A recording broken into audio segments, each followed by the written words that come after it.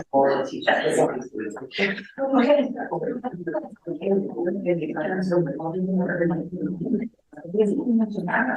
got strong. Very sweet. Yeah, it's issues.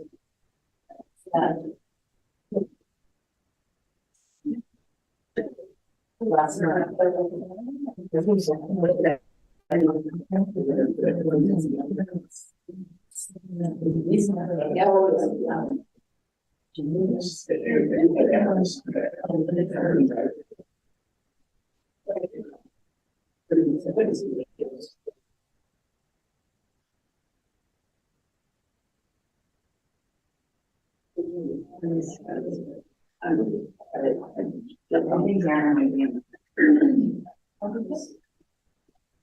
Recording in progress.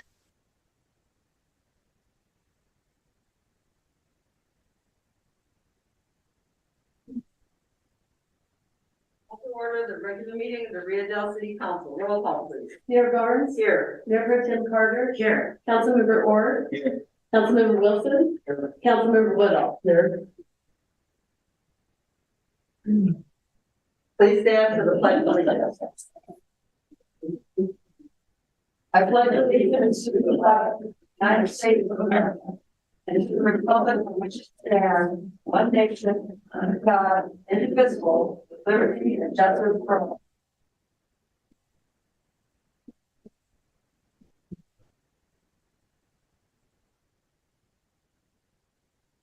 Information? Yeah. How about ceremonial matters, proclamations for Older Americans Month, for Older American Month. Maggie Kraft, would you come forward to accept this, please? Welcome, thank you for being here. Proclamation in honor of Older Americans Month, May 2023. Whereas the city of Rio Dell includes a growing number of older Americans who contribute their time, wisdom, and experience to our community. Whereas communities benefit when people of all ages, abilities, and backgrounds have the opportunity to participate and live independently. And whereas the city of Rio Dell recognizes the need to create a community that offers the services and supports older Americans may need to make choices about how they age.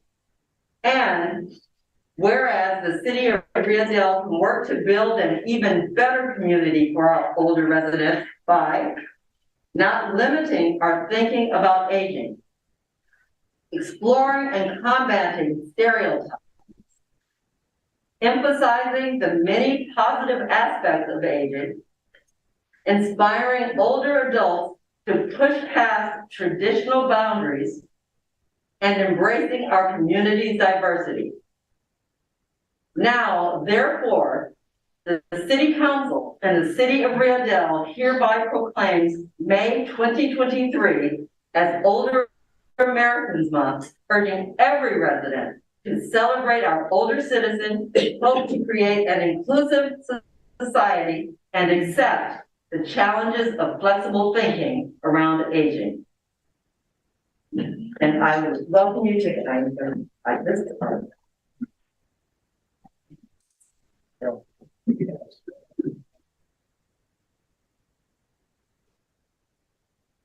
Thank you, Maggie, for being here, and thank you for everything you've done for us through this earthquake before, during, and after. We appreciate it. Thank you very much. Absolutely. This is Maggie Kraft. Thank you, Mayor Barnes. I especially wanted to come here at the start of Older Americans Month to recognize this community for all you are doing for the older adults who live here. It's a large part of your population, and I just appreciate everything you have done. I was one of those out-of-towners who showed up here on December 20th and went over to the fire department and said to the chief, how can I help? Where are the older adults that need help? And he sent me off on my way, and it became quite an odyssey, frankly. And And I'm still working with some of these folks to try to get justice for them in terms of what happened around their living situation. And all I can say is every step of the way, everybody I met in this community, you pulled together, you worked together. People, you were out delivering meals, everybody was out there, and it's just so important to have communities take care of their members, because as you saw with the earthquake, and we'll see again with the next disaster, they're not coming to help us. They're not coming to save us. It's got to be done locally. This guy too, my God, he was amazing. So I came here on the 20th. I made some new friends. I learned a lot. I met some great people. And I want to tell you that the Area 1 Agency on Aging wants to continue to provide support here in this community when it's needed and in a way that it's requested and needed. So please stay in touch with us. We work with the Community Resource Center, but anything we can do to help support the older adults in this community and their caregivers, please do not hesitate to reach out. Thank you. Thank you.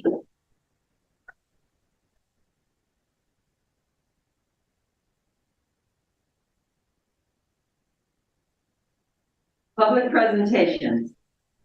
This is the time for persons who wish to address the council on any matter on this agenda over which the council has jurisdiction. As such, a dialogue with the council or staff is not allowed under the Ralph M. Brown Act. Items requiring council actions not listed on this agenda may be placed on the next regular agenda for consideration if the council directs, unless a finding is made by at least 2/3 of the council that the item came up after the agenda was posted and is of an urgency nature requiring immediate action. Please limit comments to 3 minutes. Anyone? I'm not Sharon. Yeah. Hi, Sharon Wolf, 3 Painter Street from Rio Dell. I really wanted to build on what Megan Pratt said from the Area 1 Agency on Aging. They do fantastic work, they really do.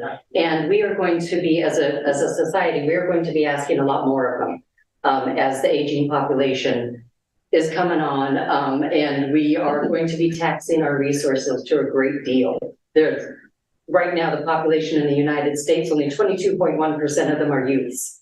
That's our caregivers, that's our workforce, that's everything for all of us. So anything we can do, great. And they just do great work and we're thrilled with them. So I want to take the opportunity to mention a bill, SB 280 by Senator Layer. It would not be one that the city would take a position on. It would be one that any individual here could take a position on. And so I just wanted to raise it up to you. It would require a conservator to create and publish and send to family members a care plan for the older adult. Surprisingly, that's not required right now. Through my own experiences with conservatorship, I will simply say that it's horrifying. It is truly horrifying. So this is the bill for every person who has a parent. This is the bill you don't know you need, because this requires that care plan to be sent to the first level relatives of the conservatee. That's the adult children. Adult children don't have many rights in the law. So that's a big deal that it requires it to be sent there. So again, this is a bill for everybody who has a parent or anyone you care about that you don't know that you need this bill until you need it. So I'd ask everyone to support this and encourage others to support this for Older Americans Month. Thank you. Sharon, yes. The number. It is SB 280 by Senator Laird, and it is moving. Thank you. Thank you, Sharon. That's very, very important. I do actually have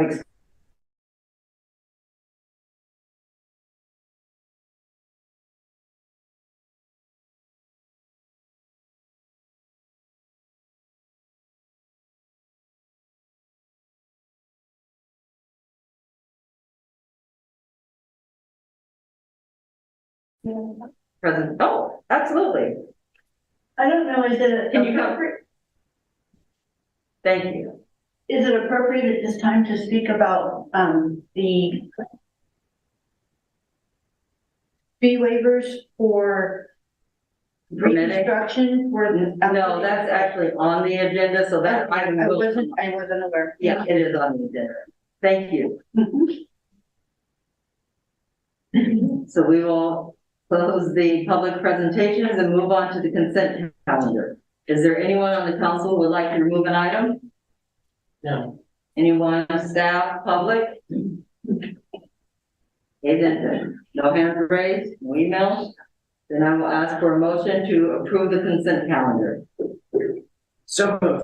We have a motion, is there a second? I'll second. We have a motion and a second. Motion carries 5-0. Staff reports and communications.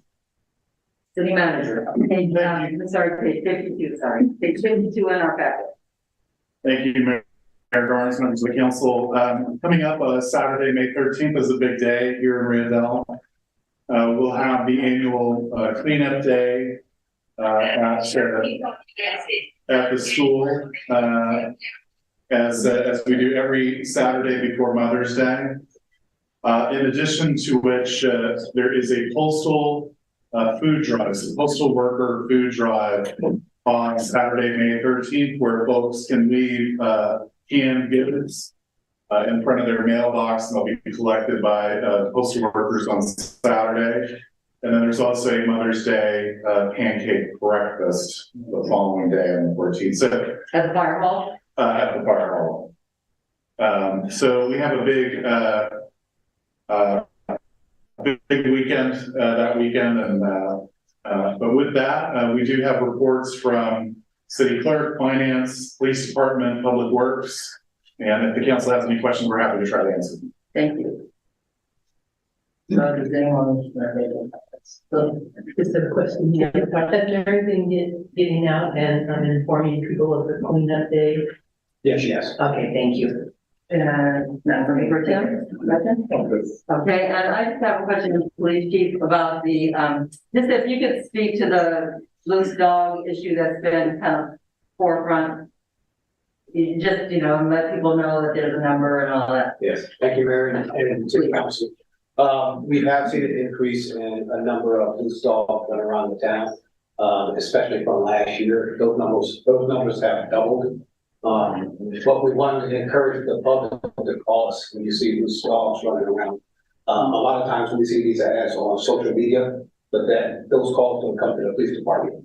And so one of the things we want to encourage is that you don't know if that animal is if it's going to attack you or if it's aggressive. And the other part of it is that we want to make sure that dog doesn't get hit by a car and injure the dog and or somebody else. So if you guys can call the police department, we can take, if we can catch it, we'll keep it for a reasonable amount of time. Our department's not built for sheltering the dog for long periods of time. A lot of our animal calls are repeat offenders. And so we try to work with those owners to make sure that doesn't happen again. Most of our animals are transported to Miranda's if we can't get a hold of the owner or repeat offenders. There are fees associated with those. On most occasions, we waive the first time fee for anybody who is the first time that their animals get out. So the number to call, if you do see a loose animal running around, is 707-764-5642. Would you repeat that, please? 707-764-5642. Thank you. Thank you, Chief. And, just for anyone out here and anyone who could be watching this and listening, we really do take this seriously. The city as a whole understands how dangerous it can be for loose dogs, for both humans and dogs and pets. Cats or small dogs that are, just vulnerable because of their size. So we have had calls, we have had people express their concerns, express their fears, and we just as a council and as a city want everyone to know that we do hear it and we do take it seriously. And please call that number if you see any dogs loose running around.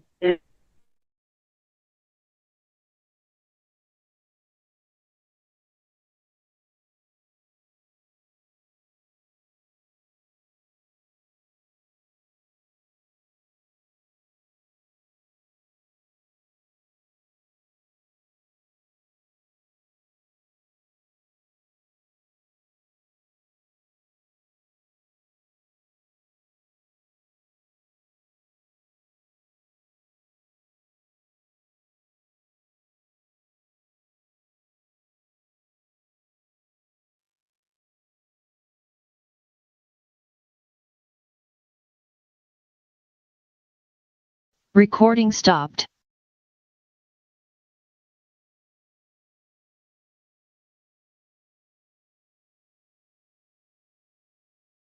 Recording in progress.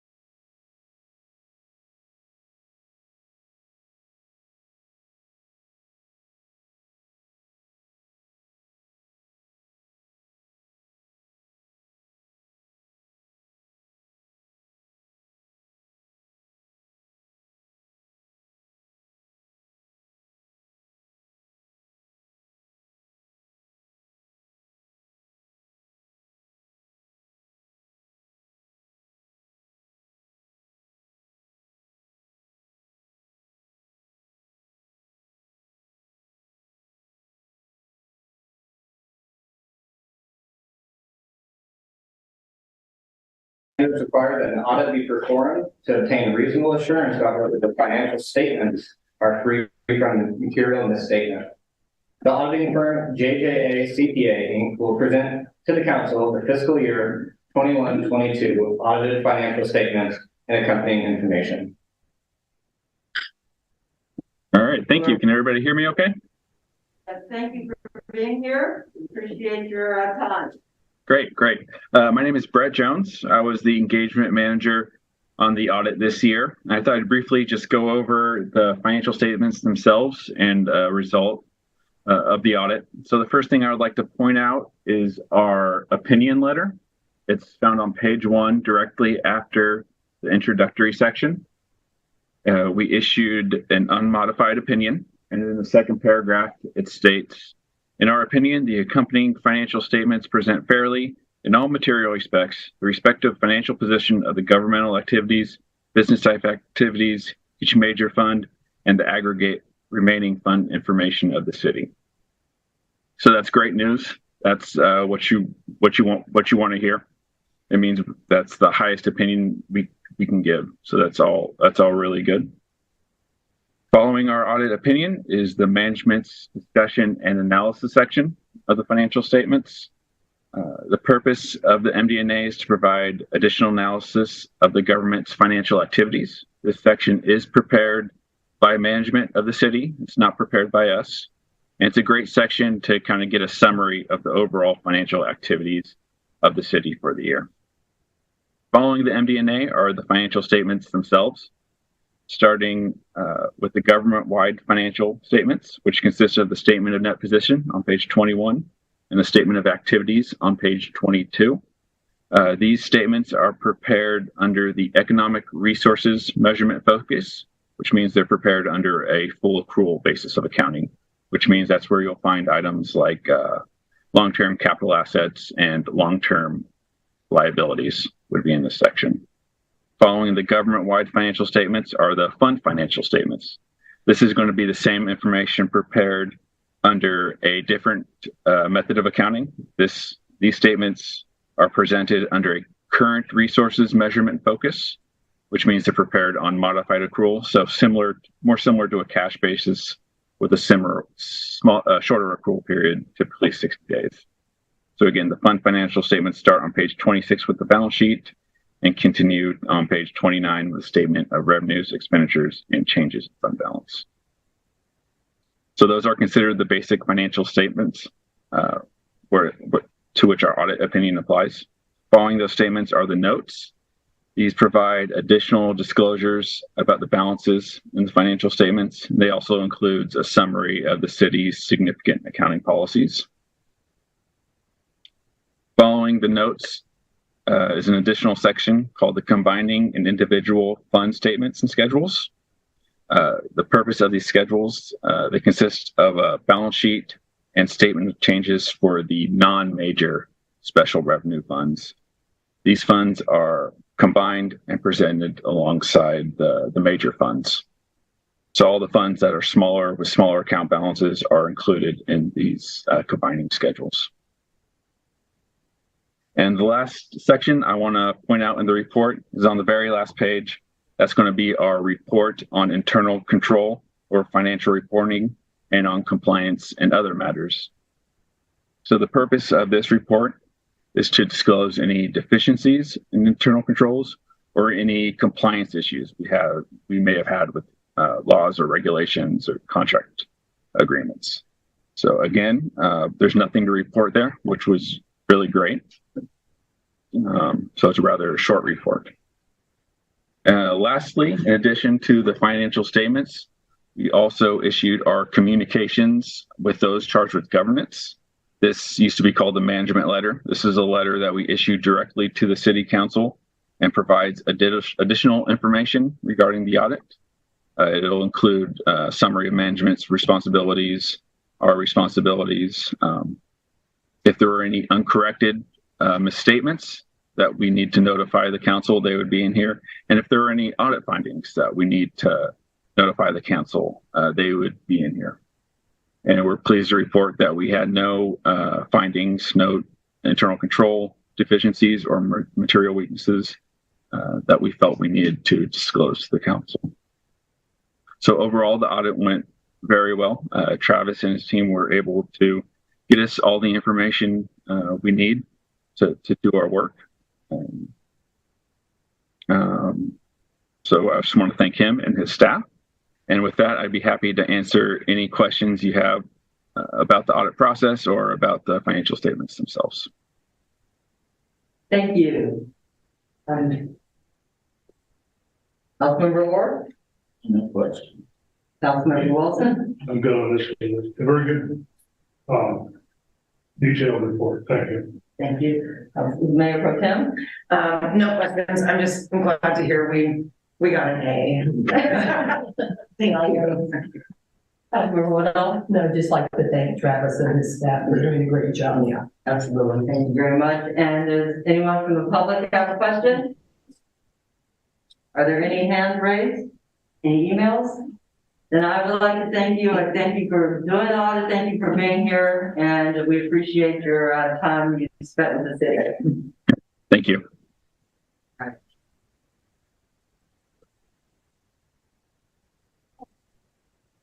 We'll move on to discussion and possible direction of waiver of building permit fees for quake damage structures. Page 161 in our packet, City Manager. Thank you, Mayor Garnes, members of the council. As you will recall, on our previous meeting of April 18th, there was a public comment related to waiver of building permit fees for earthquake-related repairs to structures. At the request of the mayor, the item has been agendized tonight for council consideration and then for the council to provide direction on this particular matter. In addition to the material in your packet is a small printout here.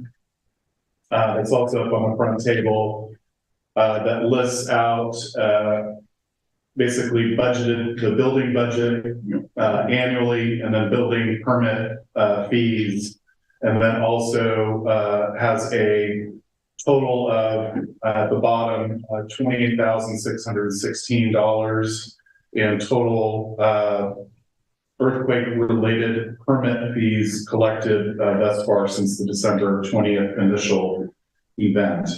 As you can see on the sheet, typically the building department is subsidized by the general fund on an annual basis, meaning that typically, I'm just using the 4-year average, about $38,000 annually goes to subsidize the building permits in the city. So for folks not aware, building regulations and rules are set by the state of California.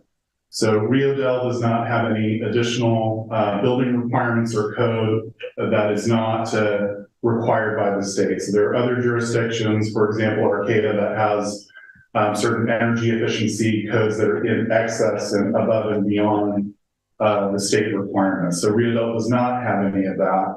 And as an unfunded mandate of the state, the only way for the city to costs is associated with the building permit fees.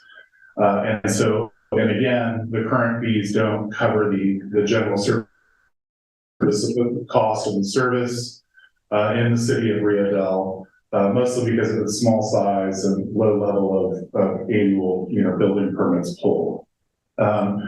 So that being said, I think it's really important the context here for earthquake-related victims or residents to understand that, first of all, FEMA this was not a federally declared disaster.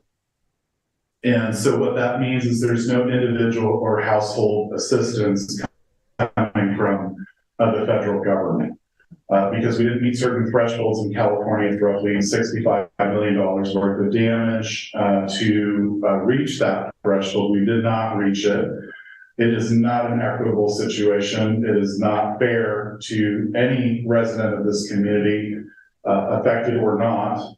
And it's also just, it's a difficult position for the council to be in, because if there's no real new money coming in, the only option in terms of waiving fees is to pull from already pre-existing resources from other areas and try to match that. So it's a difficult prospect, because in essence, you're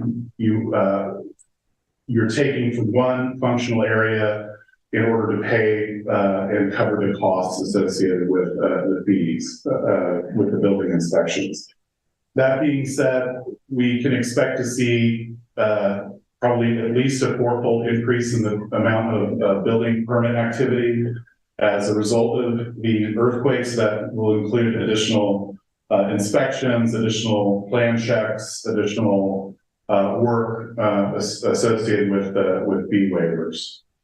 So some of the potential options for the council, if the council were to move forward with fee waivers, would be, again, to reappropriate existing city money. So there's the general fund, which is composed of tax dollars, and roughly 65% of those general fund dollars go to fund the police department. The general fund has also been the major contributor towards the road projects over the past 4 or 5 years. They've actually been subsidized through non-road tax dollars in order to get those projects completed. The general fund itself is under pressure as we are moving into a more recessionary environment. And it looks like just on sales tax alone, revenue to the city, general fund is going to be decreasing by approximately $100,000 a year, while costs are continuing to escalate in terms of the software communications requirements for the police department, the staffing costs associated with the police department, and other just general cost escalators that generally only ever go up. So these are, again, difficult position that the council's put in, because there's really no win-win in any of this, because in order to solve one problem, it creates another. So this is kind of a classic whack-a-mole problem that local government faces tremendously. And again, the federal government is not here. The city council is here. The staff is here. We do have donations from Humboldt Area Foundation of about $1.2 million. The county has also put forward funds. None of those are controlled by the city. And those are really the funds that we're using, that the community is using to make up for the fact that the federal government is not here. And so there is no individual or household assistance, which means that there is no new money coming in to assist with these types of expenses. So again, some of your options are the general fund, ARPA, which has already been earmarked by the council for expenditures on infrastructure related activities. And then another example could be to request the Humboldt Area Foundation to pay to step in and pay for the permit, to pay all and waive all permit fees through that. My guess is that, again, is another example of kind of robbing Peter to pay Paul, in the sense that those limited $1.2 million come in. They're prioritized for those who have no other resources available to them. And so to take that available money and put it towards just a blanket waiver of all earthquake-related fees dilutes that mission of using the available resources towards those in most need. Essentially, we're not gaining any ground in that respect. At this point in time, staff is not recommending waiving earthquake-related building permit fees unless an outside source of funding can be identified, either through the state or other additional philanthropic donations at this particular point in time. We realize that there are problems with the disaster case management system, and that we have a lot of need and very limited resources to hire disaster case managers. The county's taken the lead on that in terms of getting those resources into place. Again, I want to encourage people to call 707-382-5890 disaster case management line.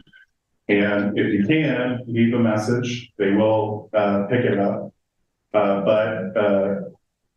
But I believe they've been basically essentially overwhelmed at this point with the number of requests coming in. And so that is something we will be discussing tomorrow with LOES and the county in terms of what else we can do to open up those lines. So with that, I don't anticipate, there wouldn't, if the council wishes to move forward with fee waivers, my recommendation would be that the council give us direction to return to the council with some options of how that could happen, because this is actually, pretty complicated. And there's different ins and outs and certain statutory required fees that have to be paid. But there are a number of different options to potentially look at. So with that, I'm happy to try to answer any questions that the council may have. Thank you. Thank you, City Manager. Mayor Pro Tem. Thank you. I would like to start by thanking everybody who came to this meeting. We rarely see a full city council chambers, and the fact that you are here means that you care about your community. And I think that's a really good place to start. We also care about the community, and I really, really want to put that out there first and foremost.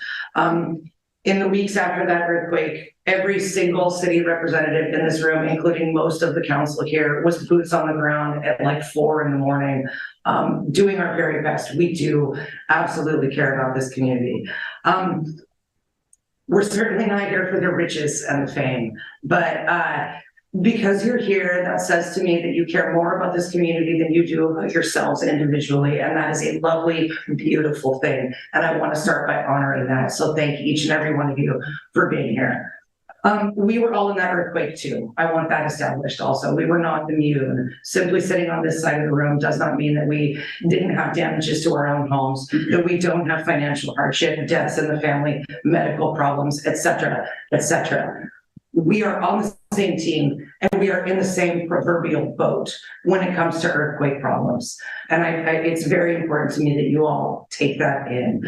I am going to vote no to waiving the fees. And I'm just going to say that. And I'm sorry, I don't like to do that at all. It hurts me to say that.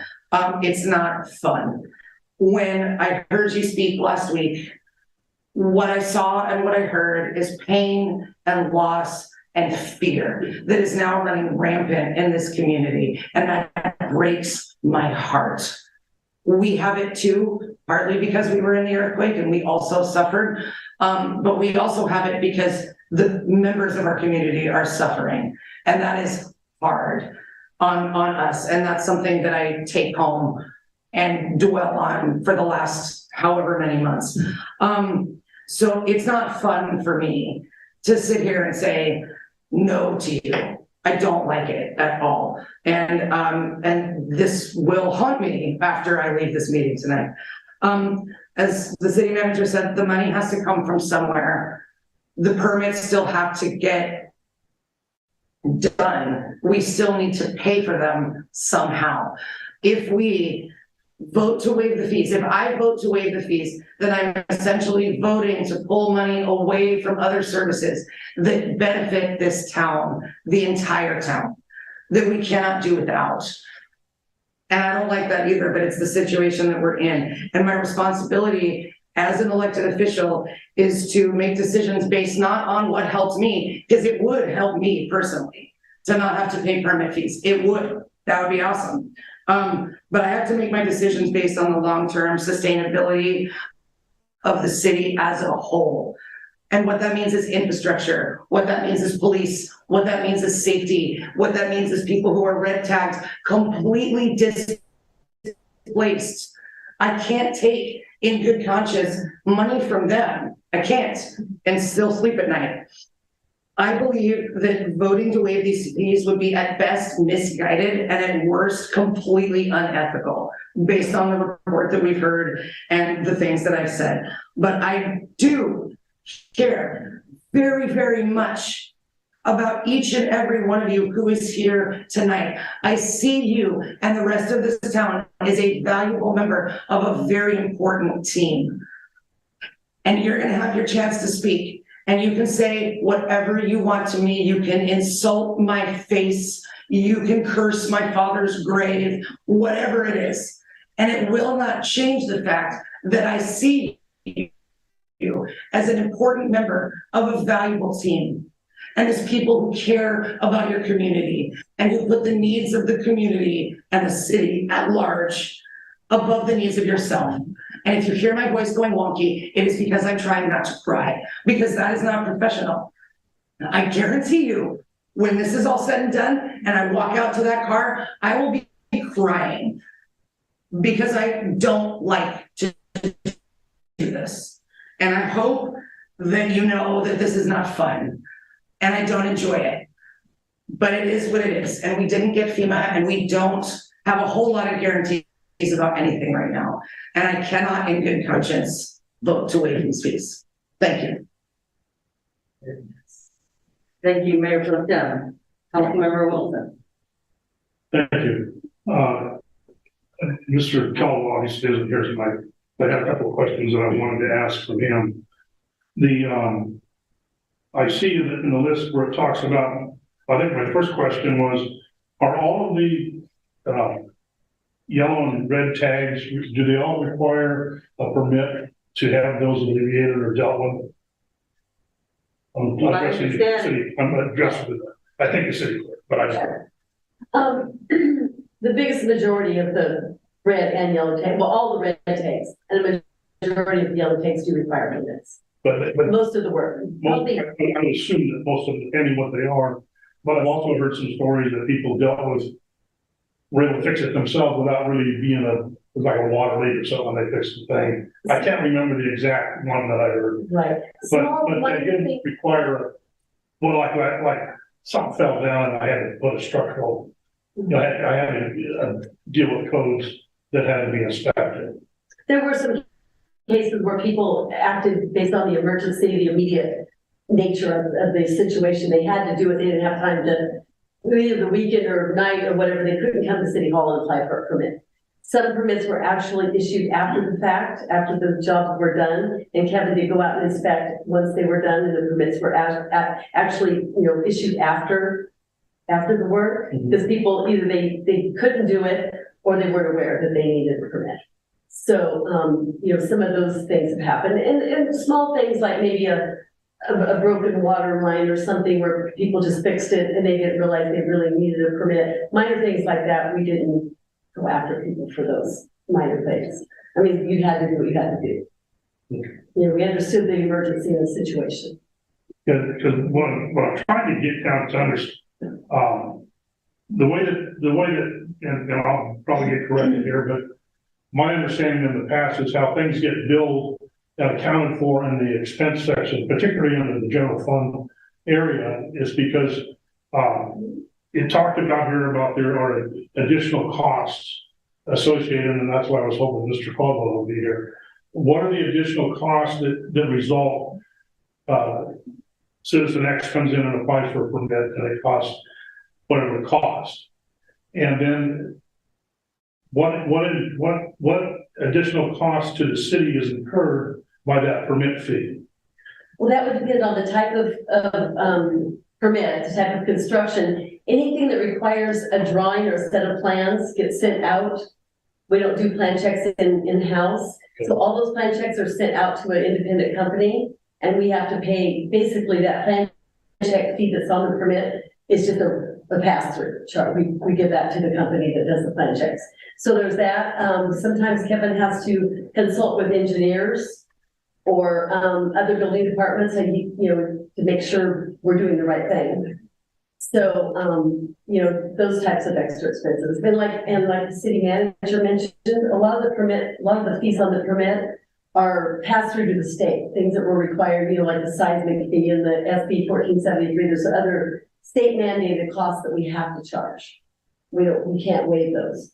We do quarterly, monthly reports, and we have to send those fees to the state.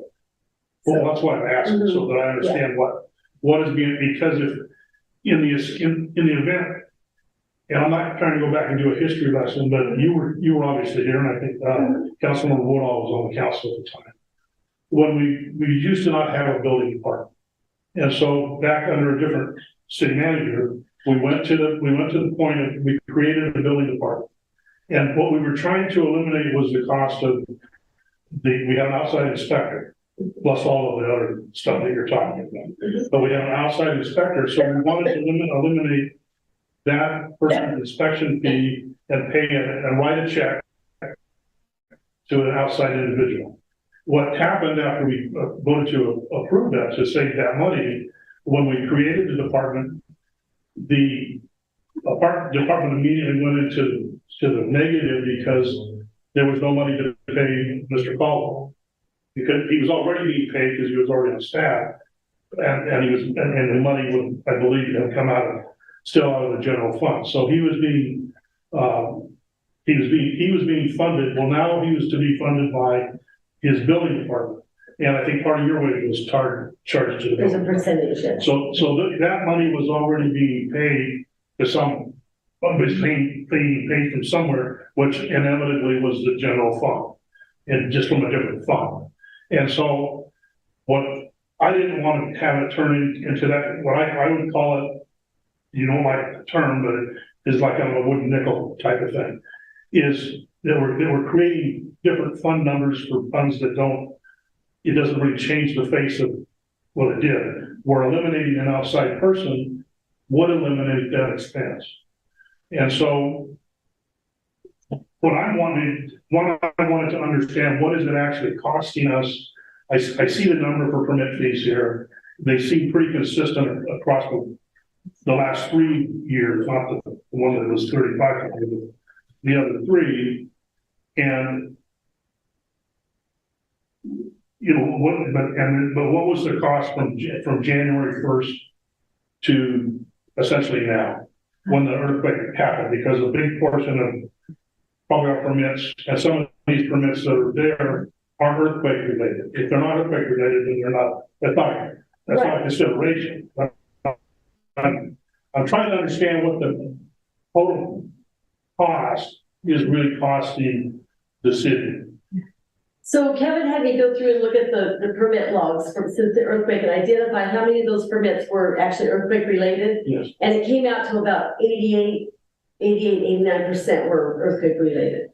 Okay. We have some solar permits and re-roofs and things like that, but the biggest majority, about 88% were earthquake related. And we took in for the first quarter, say 4 months, we took in the amount we take in all year as far as the number of permits and the amount. Are we sending stuff out to these other agencies?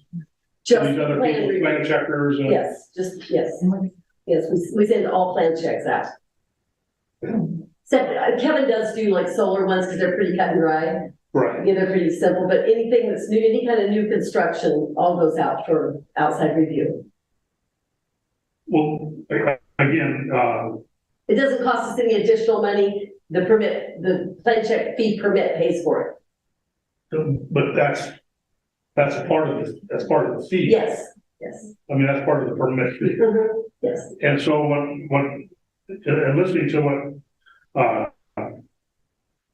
the previous council member said here was that it makes a good argument to the point of not taking away from other citizens of the community in an area where we're restricted with money.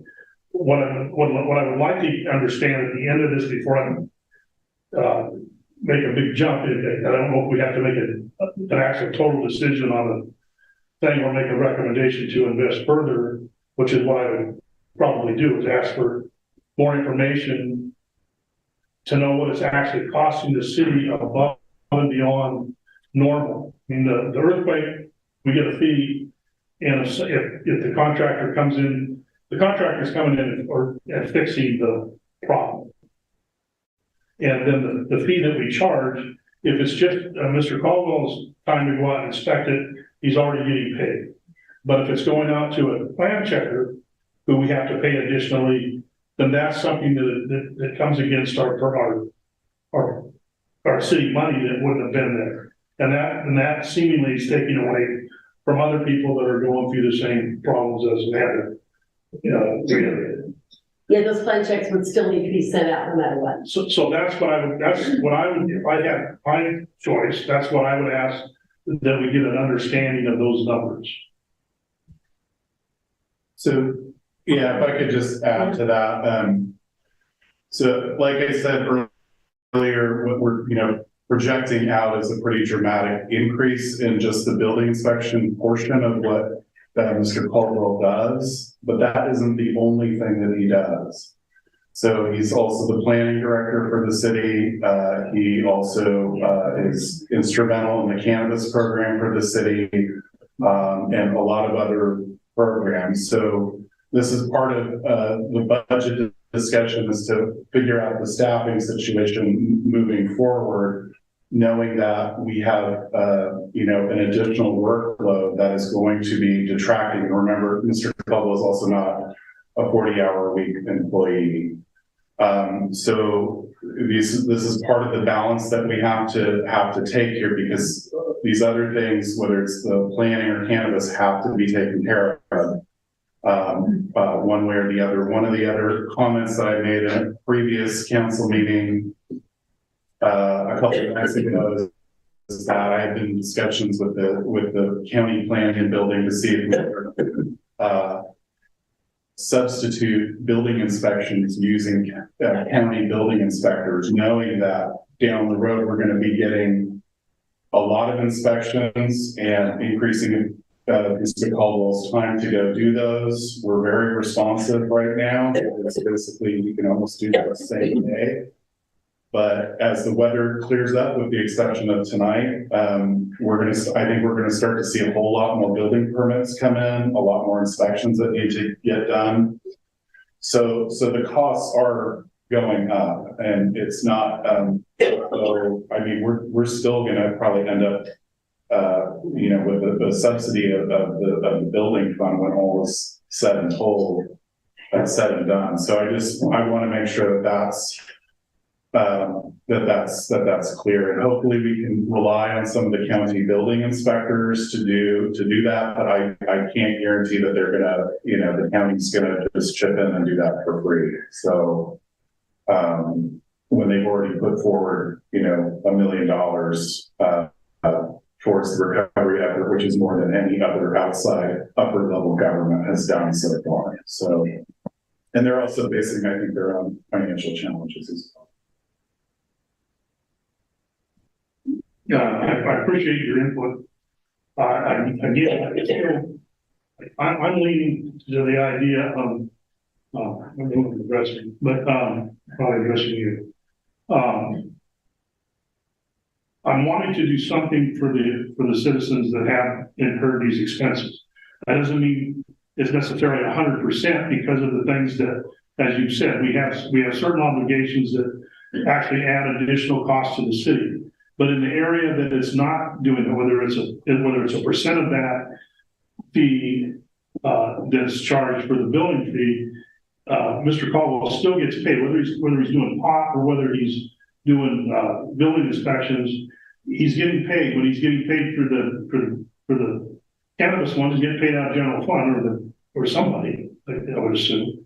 And so, if there's a way for staff to define the two and make an effort to say, let's help them out in some way, because if there's an expense incurred to the city, then somebody has to cover that, and rightfully the person that is incurring that permit should cover the inspection fees or the plan checks from whatever the engineering is.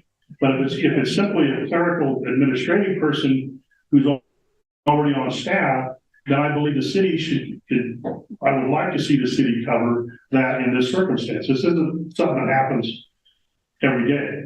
And so, again, I'm asking for more information to define what we're actually causing the city to come across. And that would give us, I mean, I don't know if this answer has to be made tonight, what the actual decision is, but I would like to put something forth that staff would find this information and come back on a percentage basis or something that we can understand and at least give some kind of relief to the impacted residents. Because it ultimately does have, and which has already been, I think Mr. Caldwell shared that I don't know if he shared that in the one meeting. I think he did, but he said what will happen is people may not come and get the permits that they need to come and get. And because they don't, if it's an exorbitant amount of money. Some of the permits may not be, again, looking at the list of permits that were requested for this last month, I don't know that a 100 amp service panel would be earthquake related, unless it destroyed the guy's service panel, he would probably red tag. But the things that are being impacted, you want your citizens to come down and contact the city and do it right. If they don't, it gets done wrong, and then that's the next guy gets stuck with the wrong piece of. That's the whole purpose of the building here, is to make sure that the codes are protected. And it's also why when we have a 7-point earthquake compared to a 5-point earthquake in Nicaragua, they killed 5,000 people and we don't, because we have building codes that protect us. And so again, what I'm requesting from my position is that we get a better understanding of what it's actually costing the city before we come out and make a decision. If the rest of the council has a feeling that Amanda has, then it'll be a meeting point. But that's basically all I have to say at this point. Thank you. Councilmember Ward? I don't have anything as long as that, but not that it wasn't well. Yeah. But I have a hard time believing that people are going to stay around in a city where they're getting essentially fined. I know it's a building permit and it has its associated costs that go with it, but to be charged for, and I looked at some of those from the last council meeting, and there were several building permits issued for a single chimney that fell, which seemed insane to me. And I'm not claiming to know anything about building codes or anything, but there has to be a way to keep people in the city. And after 2 years of earthquakes, to the point where they almost seem scheduled on a certain date, even I'm thinking about leaving. If I can't afford to stay in my house, which I'll say it, my house is yellow tag right now and needs permits and I can't afford them. I will fix it myself and do the best I can, but I can't afford a city building permit. 6 kids and a wife that live with me, and I'm a school teacher. There's no way I can afford that. and that's my fear, is that more and more people was say, enough with it. I'm gonna fix it myself and do the best I can. And if somebody comes around and inspects me and says you're out of compliance, put a lien on my house. But at least I'm living someplace that is the best I can. And we talk a lot about the renter properties that are falling down around here. It's gonna end up to be the entire city of Rio Dell if we don't figure out a way to help people work through this. And then I'm not gonna feel bad about going to Fortuna and finding a place to live. If I can't find a way to survive here, and yeah, I understand it costs out of the general fund in other places, but unless somebody's feet are held to the fire, we're not gonna look for a way to pay for it. We're just gonna keep charging the citizens. We're gonna keep throwing more and more on their back, and what's happening to downtown is gonna start happening street by street, all the way to the freeway and beyond. So, if we can't help them, then who? Because this number's not working. We heard from people last week that have called and called and called, sat on hold, getting nothing. Yeah, a lot of people in this community look great on paper, but that doesn't mean that the inflation and everything else isn't kicking their butt. And I, for one, know that it is, and it is hard to get by, and then to find out that your building permit fees are lining the pockets of people that aren't even in the city. And I understand state fees and I understand county fees, but the things that should be able to be done locally and aren't, or the things that should be able to be done or look for another source of funding and aren't, simply because we can say, no, I'm not going to vote for this. You're going to have to pay for your permit fees. It's ridiculous. And I mean, I'm probably in the minority, but I would vote for the waiver. Obviously, there needs to be some more information, because nowhere on here does it say where the fees go. And if there are mandatory fees per permit, or depending upon the project, then yes, obviously it has to go somewhere.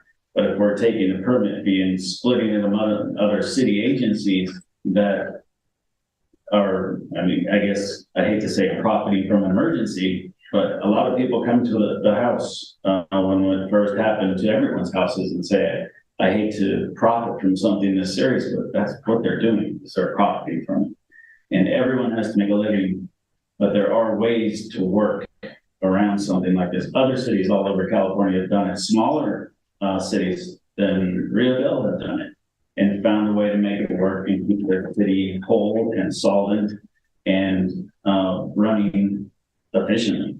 So, I mean, we talk about fixing roads and everything, but what good does it do to fix the road that goes in front of a house somebody can live in because they can't fund the permit to fix the house? That's it for me. Thank you.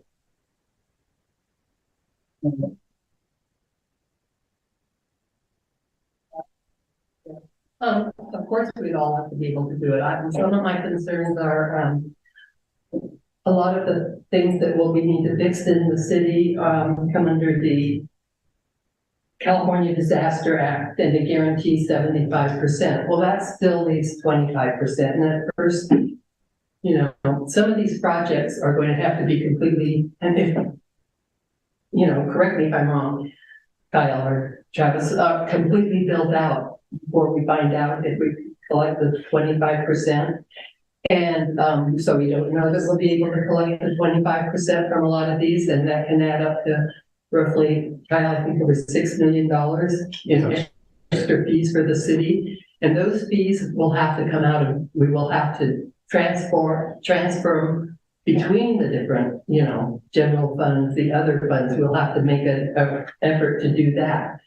And right now, the state of California right now is in a deficit position. So the California would be picking up the other 25%. We have like 3 roads that are covered by the county. I don't know if they need, what kind of fixing they need, but the county will take care of 90%, but we'll still have to pick up 10%. Is that? Well, the county roads is $10 million on deficit, so that can give you an idea. Yeah. So, but it's right that you guys aren't responsible for it. Yeah, but it said we still have to pick up 10. So, we have a slip out up on Monument that we're gonna do it with the county, and our part will probably be $100,000. And there's just a lot of ifs in our budget area that's coming up, that, it's hard to make a decision like this. Let's see, I can't think of.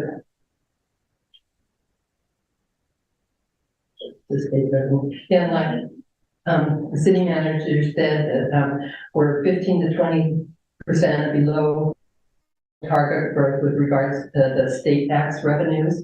So that's going down, and as also other people mentioned, you will all be are affected by inflation, but the city is infected. It's also affected by inflation. All the minerals, all the stuff that we need to run the city and that we purchase is going to be rough this year too. And so that's my big concerns about this. We have to also operate as a city, and my best benefit too, I think some of the monies need to be put toward things that affect our whole community that needs to be looked at. Sure. So that's all I have to say. Thank you. And so it's a really hard decision. It's a really hard question. It puts us in a very, very bad and awkward position. People have supported me and I want to support them, and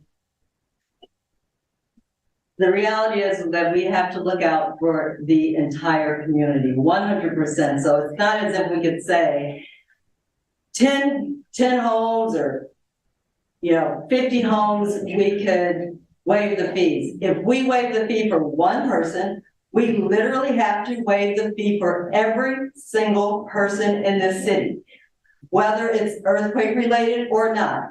If we waive, you can't prove when the inspectors, listen, I walked around and I know I'm going to take heat for this, and it's what it is. But the inspectors came to my house, they green tagged it. The SBA person came to my house and they looked at it and they said, well, you can, we will give you this much. And later I found a crack in my foundation that no one knew about because it's on the inside. There are things that we have to do. But my rental, I own a rental here in Rio Dell. I had to pay the permit fee. I'm not asking the city to reimburse me. I'm not asking the city to waive it. I am on a fixed income. I am personally on a fixed income. It matters to me. Dollars matter to me. Debt matters to me. I don't want to screw anyone over, but it is our duty to look out for the entire community. And that is our duty. When we talk about Director Caldwell, yes, it might be his salary, but he is not a full-time employee. But since that earthquake, he has worked 5 days a week, 40 hours a week, and he is then having to get paid more than he normally would because he is not a full-time employee. Fees have to be paid for the state. We don't want to, nobody wants to pay the state, but we have to pay those things. We have to pay for plan checks. We have to pay for engineers. All of these things they're out of our control. The city is not the villain here. The city is doing everything the city can do. We are trying everything that we can try. We are trying to be imaginative. We are trying to think out of the box. And we are hurting just like everyone else. And we are affected just like everyone else. And yet we still have to pay like everyone else. We don't get a dime for sitting up here. We don't get one single penny for being up here on the city council. We are not getting paid and just lining our pockets with money. We are doing what we do because we love this community and because we want what's best for this community, and we are trying it. And so that's what we're faced with is, can we take away from everyone to help some? it doesn't matter how much. What matters is what we're saying, what is being asked of us is to take from everyone in this community to subsidize in this community. Everyone pays taxes, everyone pays permit fees, all of these things go into the pot. This isn't like just a few people pay. Everyone has to pay. I had to pay permit fees for my rental. I had to pay permit fees for my home. I had to pay I had to get a loan. I didn't have the money to fix my rental, to fix the porch that came down, to fix the toilet that broke, to fix the cracks that were in the ceiling. I literally did not have the money to do that. I had to take a loan out to do that, and which I have to pay back, which there is now a lien on my rental because I didn't have the money in the bank to say, I can pay this back anytime. So all of these things affect all of us. And so it isn't an easy, it is in no way easy. And just, talking about waiving fees is also talking about increasing the weight that the city has to bear. We have 75% we think is going to be reimbursed, 25% than not. That's $25 to $26 million that we don't know we can recover. We cannot say to the city, we will waive things and then cross our fingers and hope the wastewater system gets fixed, and cross our fingers and hope we have enough money to cover the cost of these things. Everyone here can reach out to the Humboldt Area Foundation. There is a fund where you can reach out and say, this is my situation. This is what happened to me in the earthquake. Can I get funds to waive to cover those permit fees? That's out there. We have done everything that we can, reaching out to other organizations, reaching out to philanthropists, saying, please help us, because the federal government will not help us. I personally reached out to Congressman Jared Huffman and asked him to come here and talk about what we can do to change the law. Not clearly for this moment, but in the future, because it will happen again. And what I can say is, please reach out to your congressmen and your senators. I know it sounds crazy, but that's what we can do. That's the thing that we can do to help ourselves and to help each other. And that's what I have done, is I've tried to reach out to my congressmen, my senators. I've reached out to the League of California Cities and said, we need to come together to somehow try and fix this problem, this inequity that the federal government is allowing to happen. The state can't cover it. The federal government, way back when I moved here, my neighbor, that both passed away, the primitive Fiorans, they said, you don't need earthquake insurance because FEMA will cover it. And until 2019, apparently FEMA would cover it, but the law changed. And when the law changed, everything changed. They didn't tell us the law changed. We didn't know the law changed, so people maybe didn't get earthquake insurance or couldn't afford earthquake insurance. But what we have to do is reach out to our representatives, our federal government, talk about, representation, and try and get something changed so that when this kind of thing happens, the federal government will say, just because you're small, just because you're rural, just because you don't reach, you can level Humboldt County and wouldn't reach $65 million. We are still important. We still matter. You need to still see us. And those are the things that we can do to help ourselves, to help our neighbors.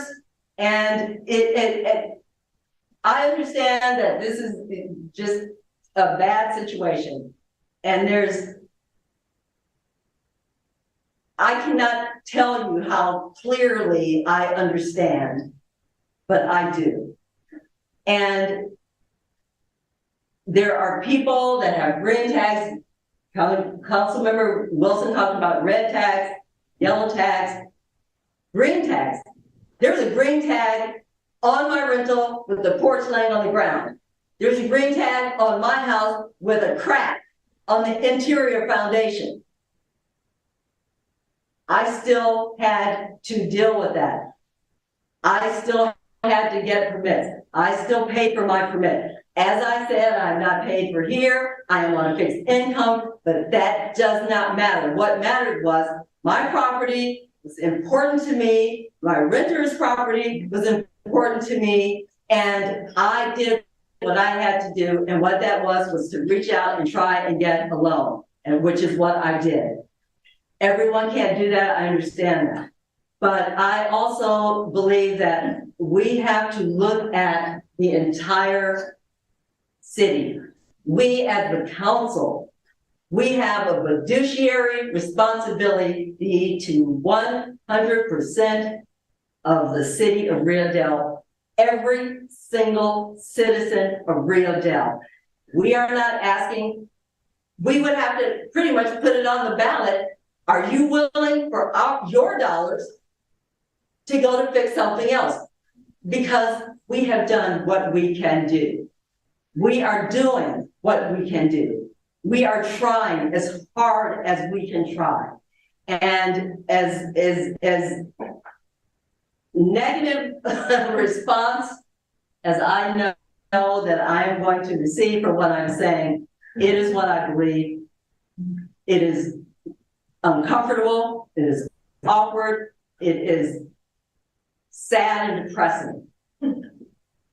But it is what I believe is right for everyone in the city to do what I feel like I just have to do what I have to do. And I understand people might feel like they can't afford it and they have to leave, or people feel like they can't afford it and they just have to fix what they have to fix.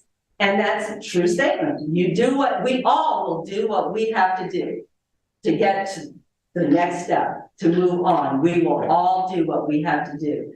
When we go to sell our home, if there's no permit, that might become an issue. If you want to leave and you want to sell your home, that actually might become an issue that you want to think about. And so at this point, I am not in favor of waiving the fee. I want to waive the fee, but I don't find for myself that that's the ethical choice for me to make. And so I think I have gone on long enough. You can reach out to the Humboldt Area Foundation and ask them to help with the fees. But at this point, I cannot support this. And I feel bad, and I'm sorry to all citizens that feel like I'm letting you down, because that is the absolute last thing I want to do. Are they gonna answer their phones? Yeah, that's not us either. That is not, so the response has gone away from the city and it is now with this response group. And so I got your phones, but I'm gonna stop now. I'm gonna say one more thing. I know I'm probably not supposed to, but I want everybody to know that when this first happened, and when the response was the responsibility of the city, it was the majority of this council. Every single day for weeks, in the pouring rain, the blowing wind, our own houses, mine flooded. I still can't get the smell out because I was out trying to help you. I can't tell you how many 50-pound cases of water bottles I lift, how many hot meals we delivered, everything else. What was that, Cindy? I said everyone pitched. So did we. Yeah. Please remember. My point is, I know. We have been putting ourselves in your position for a long time. Put yourself. We spend a lot of time trying to put ourselves in your position. We would really appreciate it if you would spend a tiny amount of time putting yourselves in our position. This is not fun. This is not easy. We don't like it. I would love a standing ovation and applause, but that's okay, because I do what I know is right, even when the right thing is not the easy thing. And that's my job. And I'll stop. I'm ready. Now we'll open up to public comment. And please come up, limit your comments to 3 minutes. Please state your name and your address. Hi, Cindy Treadwell, 548 Pacific Avenue. I agree about the personal responsibility with situations, with the earthquake damage that unfortunately a lot of the community members have incurred. My thoughts were mostly for the city to gain revenue off of those. Anything which I wasn't really understanding, the things that Karen had discussed, the additional fees to the state or the county for the review of the plans.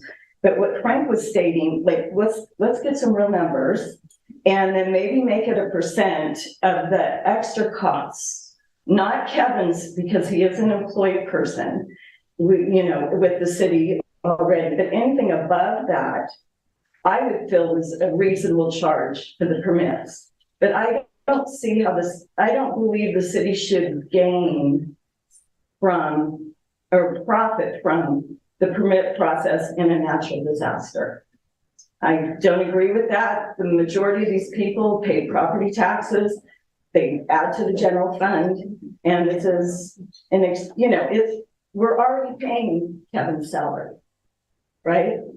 So anything above that, I think would be more reasonable.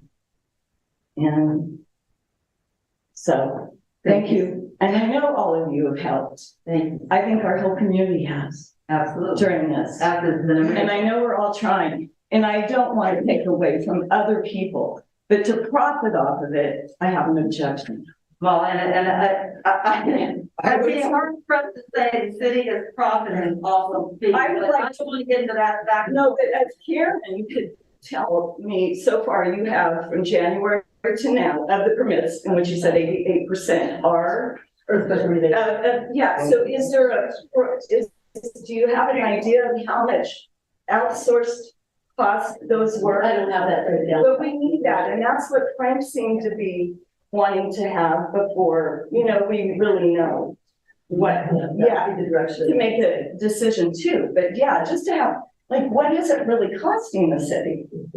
And if it's just those above fees, then maybe make it a percent, lower it. That's it. Thank you, Cindy.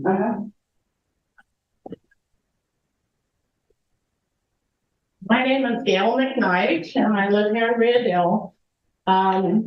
I also was one of the original CSD board members for Scotia, and I know all about crazy fees that you guys have to pay and cover and all of that. I have never been for permit fees for replacing a water heater in your house. Can you tell me how much your fee is for replacing a water heater? Around $80. Okay, Possibly $80. that's a little less than Fortuna.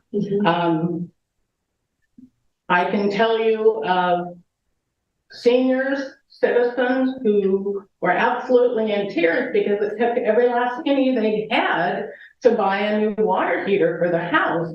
And then they get told, oh, you have to pay $120 just to replace your water heater. They don't come and replace it for you. You just have to pay the city that money. And it's things like that that really hit the people after the earthquakes. They knew on top of having to buy things to replace or fix what they had, they were going to have to pay these permit fees. And some of them just could not afford it. And I know a lot that went ahead and did their own fixing of their homes. You had to have somewhere to live. Did anyone check in? What I was hoping to hear tonight when I came was that you guys checked with the list of the other cities that were in disaster areas, that they waived their permit fees. We did. You did check with them, and where did they get the money from? Can I speak? The San Bernardino, City of San Bernardino has, is this a yearly budget? Yes. 1.12 billion. And way not what the budget of Rio Dell. Riverside County, which is a county, not a city, I want to make that clear, 7.6 billion. Ventura County, not Okay, city. but that's not answering my question. That's Okay, asking check it out. where the money came from. Yep, we have one that came from other foundations, right? The only city on here that is comparable to the city of Rio Dell, the North Valley Foundation compensated Butte County. It doesn't have to be comparable. I'm just asking where Okay. the funds It came from somebody, it came from another nonprofit that came in, which we have definitely Okay. investigated. But what I'm saying is the cities went out and got that money.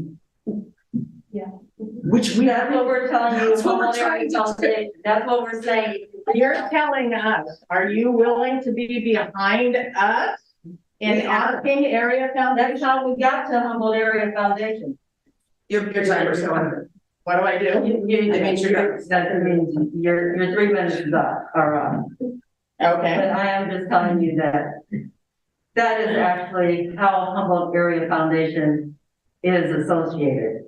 The city did reach out. The city has reached out and we continue to reach out. And we are continually looking for funds to put into the pot to help the citizens of Rio Dell.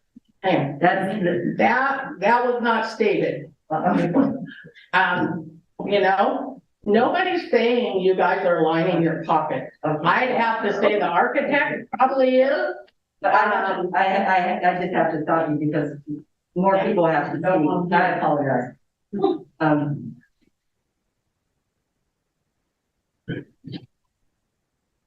Sharon Wolf, 3 Painter Street.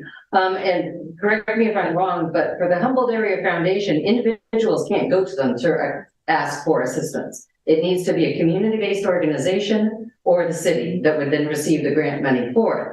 And the city has asked for Humboldt Area Foundation, and they're terrific, they're great funders, they do a lot of good work. And that money is being utilized, it sounds like, to offer assistance to the folks that have not yet gotten the assistance they qualify for low to moderate income or low to extremely low income through the disaster case management program, is what it sounded like they're saying, which is a real shame because that service needs to be up and these folks need to be helped, but they do have dedicated funding. The low to extremely low has a set aside pot of money, CDBG plus possibly the county money, but there's a specific set aside of funds for those. They may not be getting out the door yet because we need to hire case managers, but there is that money that is set aside specifically for that population. So that would not need to be coming out of what the Humboldt Area Foundation is dedicated to Rio Dell.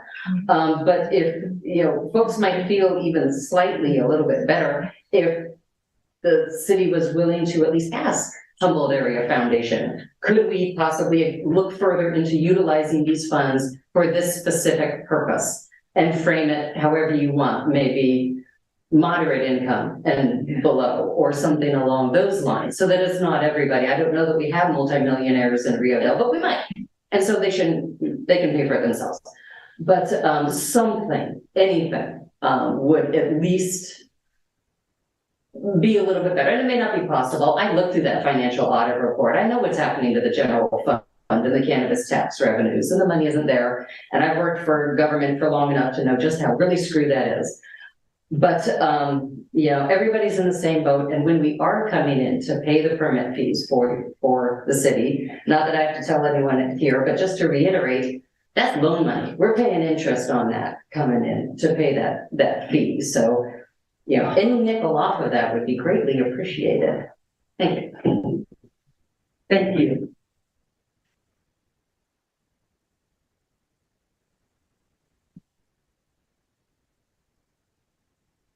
Hello, Felicity Turcott, 211 Bellevue.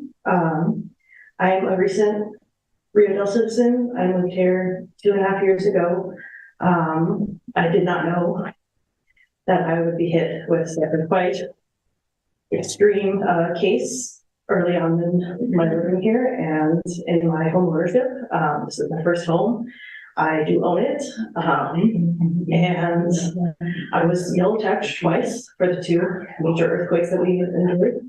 I do not have the luxury of having a rental house. I have one house. I am on a single income. I'm struggling to pay my bills. So, excuse me for saying this, but it's a little bit of a slap in the face for us who don't qualify for low income, because I make $40,000 to $50,000 a year.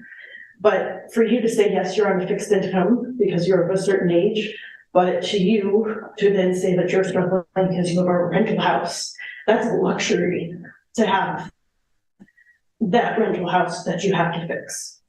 That's a privilege that you are coming from, a privileged situation to talk to other people who don't have that privilege.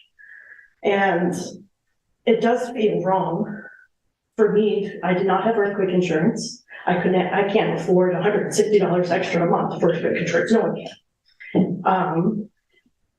So my house, $20,000 for the repairs, plus a plumber quoted me $6,000, and for the plumbing work that had to be done. And like,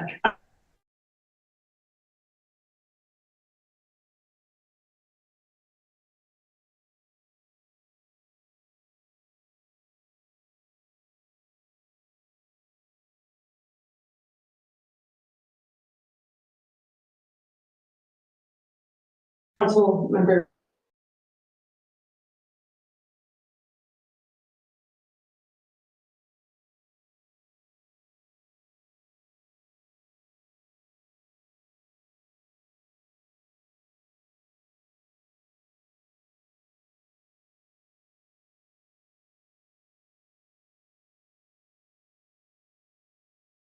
Recording stopped.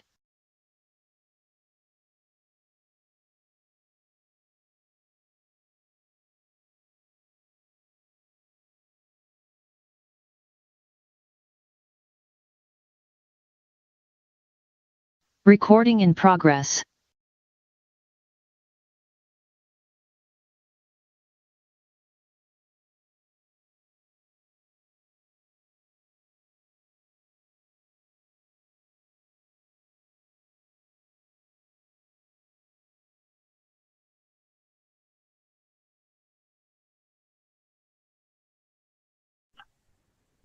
Hi, my name is Roberta Woolwind, and I live at 260 First Avenue. I came in here with a completely different mindset. At this point, I think we all know where we are. We're not getting any help. Nothing's going to be waived. And unfortunately,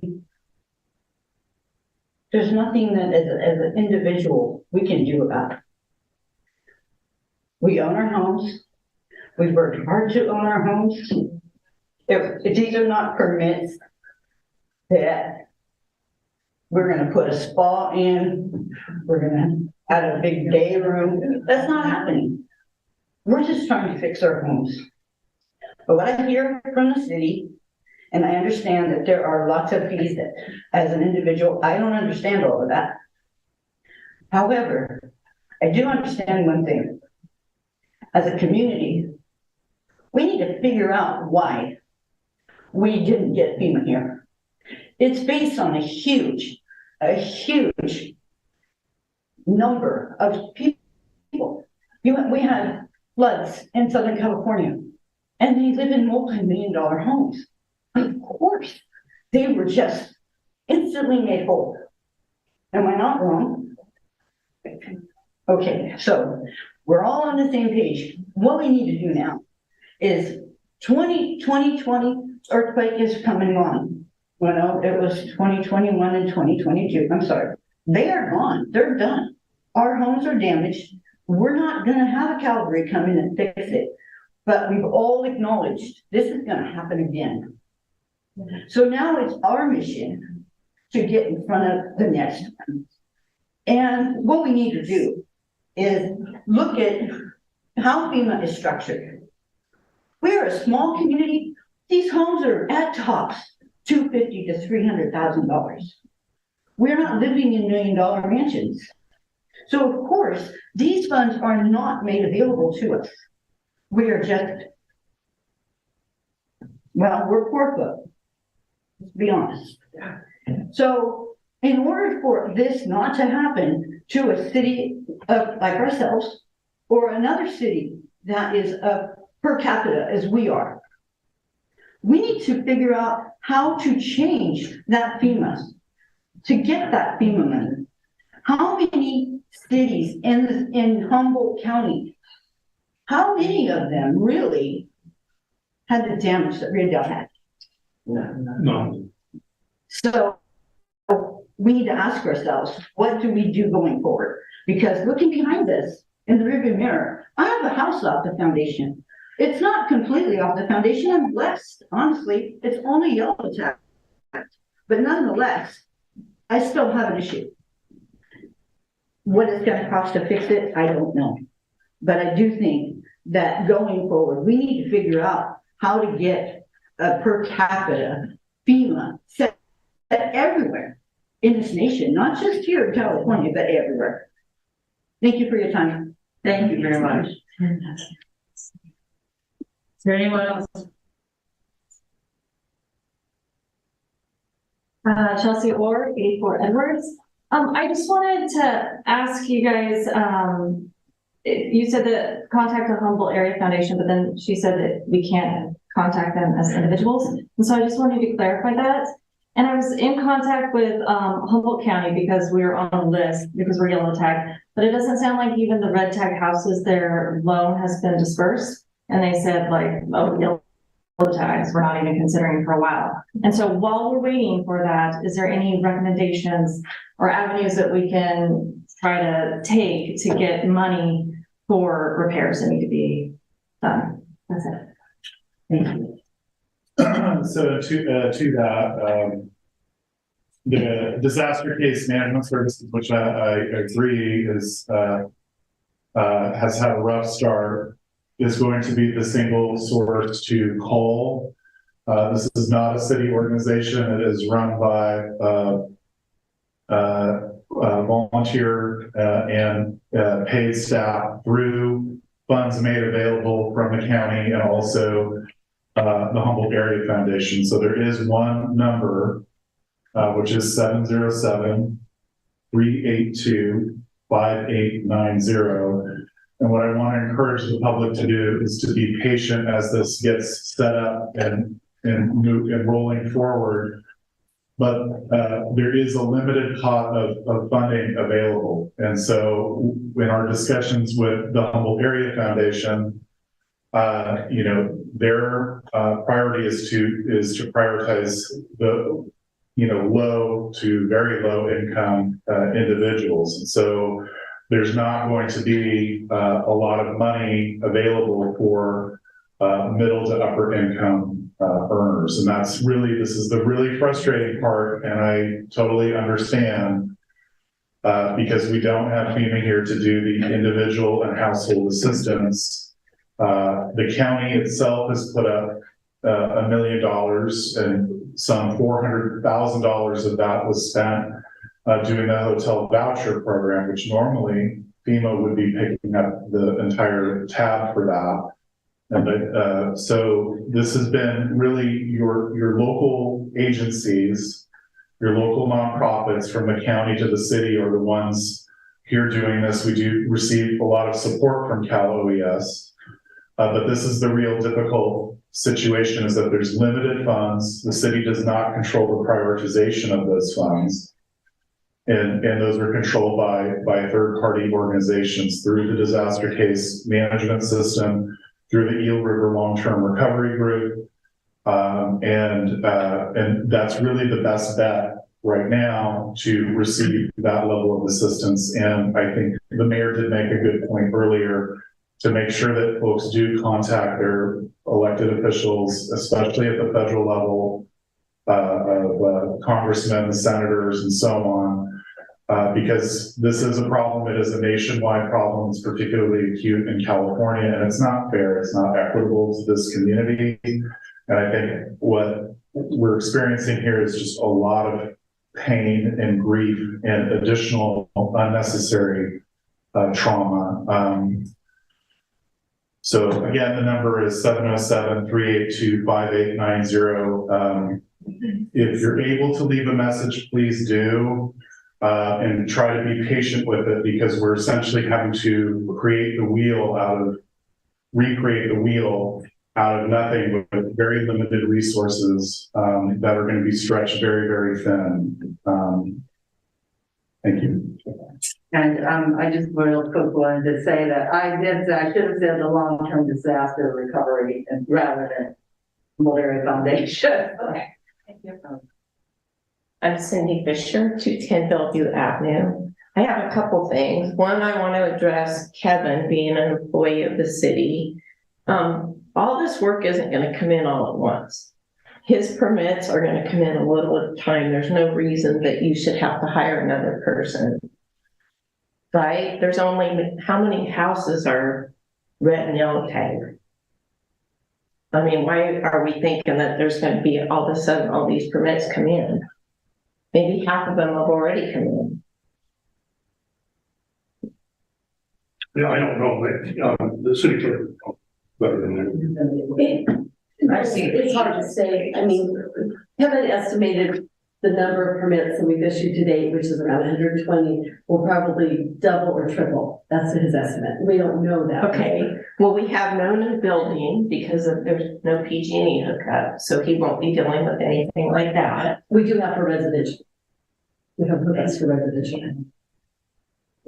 It isn't his only job.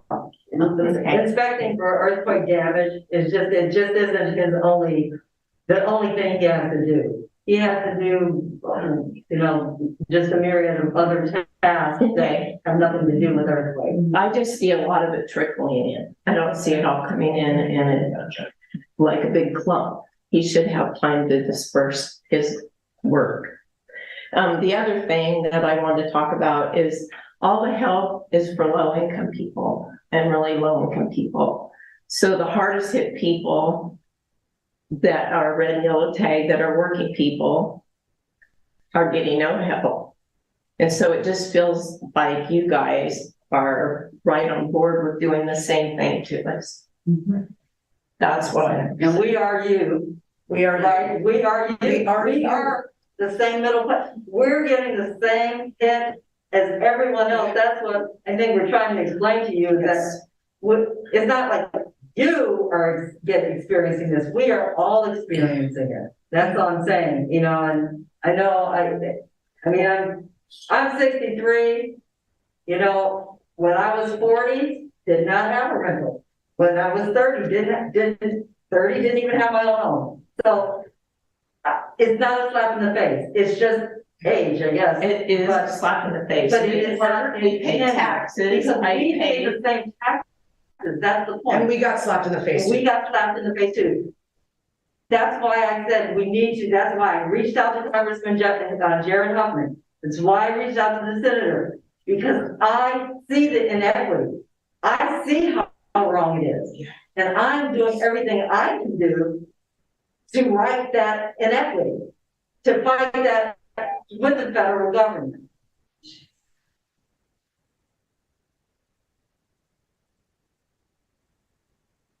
And I'm sorry, I do have one quick question, if I may. How much time do we have to repair our homes? Is there a time limit? No. As long as you're working hours. Okay. Supervisor Michelle Bushnell, who was very, very, very helpful in this whole disaster, and we appreciate everything you've done. My stomach hurts. I'm so glad you guys are up there today. I want to address the council as well as the community. So there are lots of things to understand, and they're very difficult. Planning departments can't profit, period. And it is done on a fiscal year. So they have to fiscally balance the budget. Most of them go in red. So they don't profit. They hardly ever even break even. It's actually against the law for them to profit. So when you say you don't want them to profit off your permits, they can't. It's illegal. The state is the one that permits that they have to front the money to the state. So, I would happily reach out to Senator McGuire and Jim Wood. That's who can relieve those more than they can. They can't do that. I can't do that. I would do that as well. I met with Congressman Huffman, he was here as well. And when your council told you that the entirety of Humboldt County could be leveled and there would be no FEMA, that's a true story. Earthquakes that have happened in Rio Dell, in Ferndale have been devastating, and we still haven't reached those FEMA numbers. And so it's very inequitable, and it is partly to the value of homes in other areas. It's also partly to the infrastructure in the cities. The city infrastructure costs 10 times the amount of the infrastructure here. And so when you can reach a $64 million number in the city very quickly, just with infrastructure on the cities, the sewer, water, and so forth in the cities. And so that's it doesn't make you guys feel any better, but it is why it happens easier in the bigger cities. You can't apply the Humboldt Area Foundation on your own. You have to apply those nonprofits. Single people cannot do that. It has to come through a source, like the county, Rio Dell, some other source. The people that were here helping? Sorry. So there's Habitat for Humanity. Yes. There is the Hope Crisis Network is here. In order to fund their operations, that money essentially comes from the money that the county has made available, and then but primarily from the philanthropic donations that have come from outside of, most of it has come actually from outside of Humboldt County. Those are the private donations that went to Humboldt Area Foundation. And I'm sorry to interrupt, but the monies, to get something from Humboldt Area Foundation, they're a nonprofit. You have to have a group that will sponsor that, and you have to pay guys. It's the same reason the Humboldt County couldn't give the $1 million and write checks to individuals, and that's why it's taking so long, is because we had to find a source. I'm very supportive that my board gave the $1 million to Rio Dell, otherwise there would be zero money for Rio Dell. And we're in a huge budget crisis, but it was very important that we help you guys, because you guys are our citizens as well, even though we don't control this area. I'm happy to try to help with any of the permits that I can. Question. So, other than what we have to pay out for the permits, the remainder of that permit fee, where does that go? Processing. To the general fund? Well, you have to, like they said. Or do they keep it? We're right at a deficit every year, what you said, 38, 28? You don't get services, you don't get a permit, and that's all it costs is a permit. It doesn't happen that way. Someone has to make that permit. Somebody has to enter it in the computer. You mean a city employee? Yes. And that's already. So that is, at the end of if you ask for a budget for a fiscal year and you see what the planning department is, that is what they have, what it takes to run the planning department. And that's what, for the entire year, they cannot profit from that in any way. But if anybody wants to email me, call me, walk out the door with me, I'm happy to try to help with any of the permits. The state permitting is McGuire and Wood. That is where we can get maybe some relief on that. Those are the permit fees that these folks have to front. That means if they were to waive those fees for you guys, they're going to write a check out of their general fund to the state. Those are the biggest amounts of the fees. If you brought the percent down, you did on a percent. It doesn't work that way for the state. They have a fees would be to the state. The state charges a and flat then with the city charges. I don't know. That's what I mean. I don't know, but I know that it costs money. And I don't want to take up their time because I'm just a commoner just saying. What I'd like to say is I'm happy to try to help as well with the state. But your board has done really a great job. They have worked with zero. in this earthquake, and I know it's painful. I have a home in Rio Dell as well that is trashed, and I don't have any help either. And so it's not, it's been a really tough winter. Financially, it's not great right now. Your board has tried though, and your city, Kyle, all of them. And I know it's very exciting, and all you want to do is fix your homes.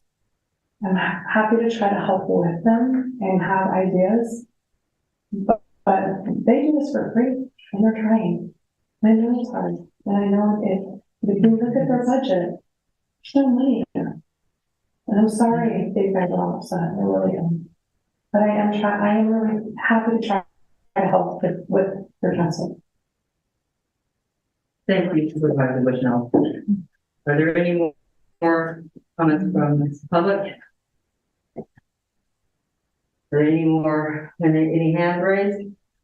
Any emails? And then I'm gonna take a 5-minute break.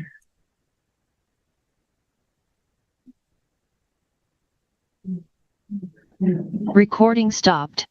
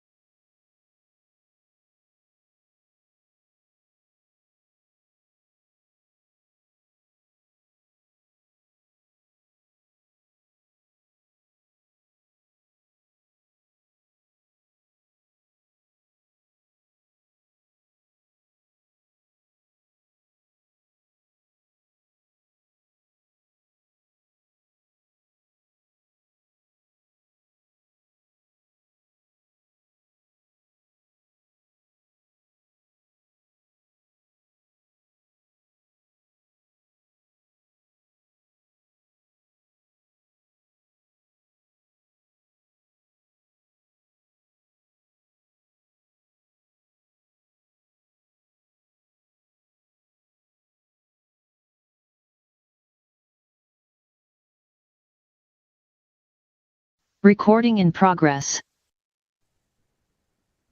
So we are now back in session. Mayor, I'd like to make a motion to vote on this issue. We have a motion. Is there a second? I'll second. We have a motion and a second. Please vote. Everything's reversed. Can I call for the motion when we're actually voting? Oh, yeah. I'm making a motion to vote on, waiving the fees. Not not waiving the fees. Okay, I'm gonna make a motion to vote to not waive the permit fees. And To accept, you're making a motion to accept the council, the staff recommendation. All right, Is there a second? Julie's the second. We have a second. Motion carries 3. Oh, I meant, to accept it. I'm sorry. That's right. That was right. The motion says to waive the fees. The motion was to accept staff's recommendation, Yes, and that. which is to not waive. Not waive the That's fees. correct. Yes, so I didn't know that case. Right? Yes. All right. So the motion carries 3-2.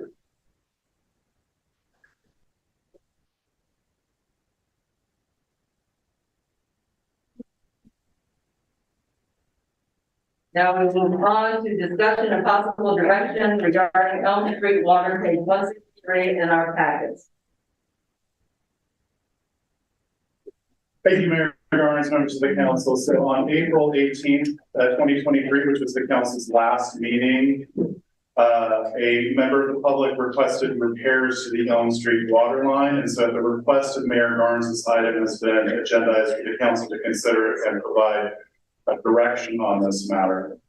However, I will have an update for the council.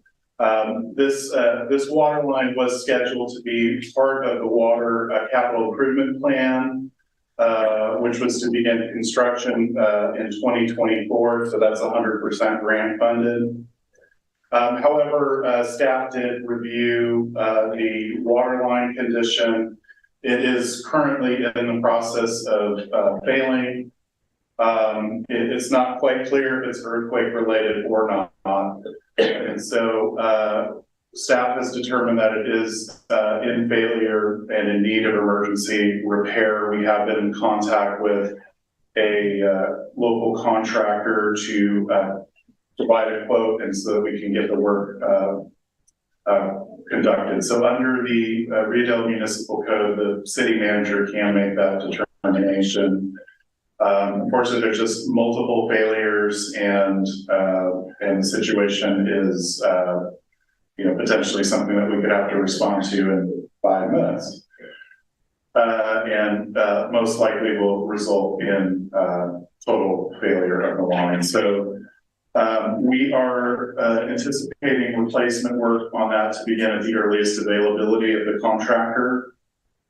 It is unlikely that we will be able to include this in the water CIP, the grant funds, just because the whole process to get a written grant agreement is extremely lengthy and problematic.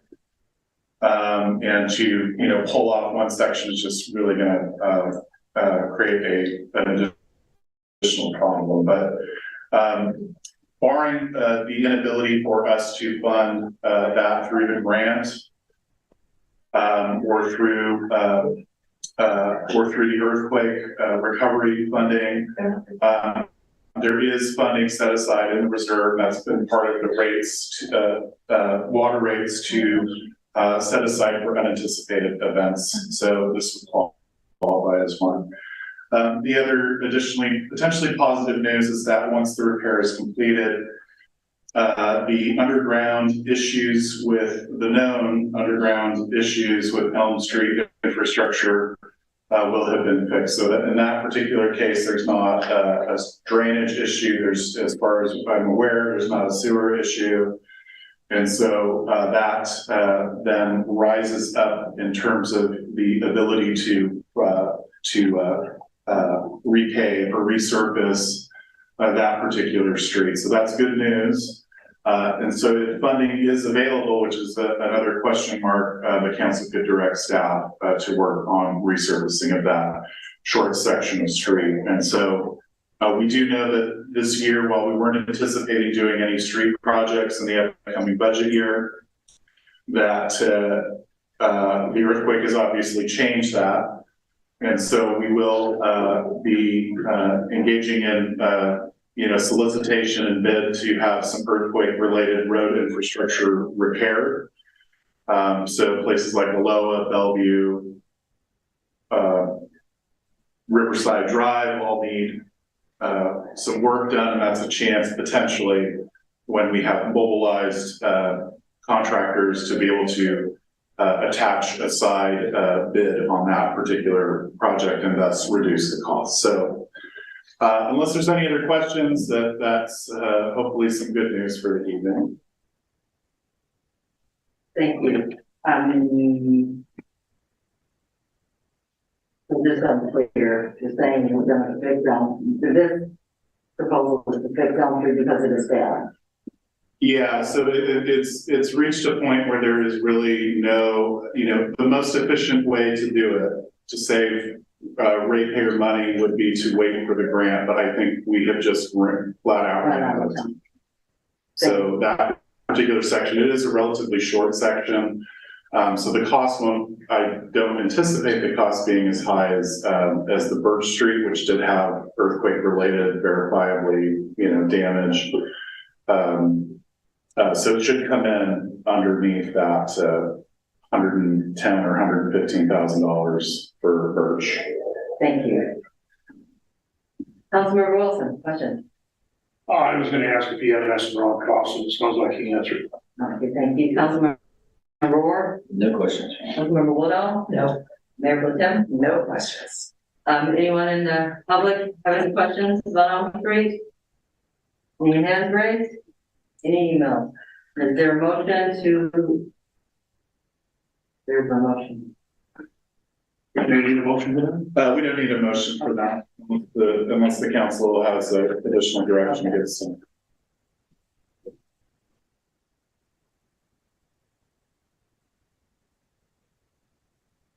On to discussion and possible direction regarding resolution 1578.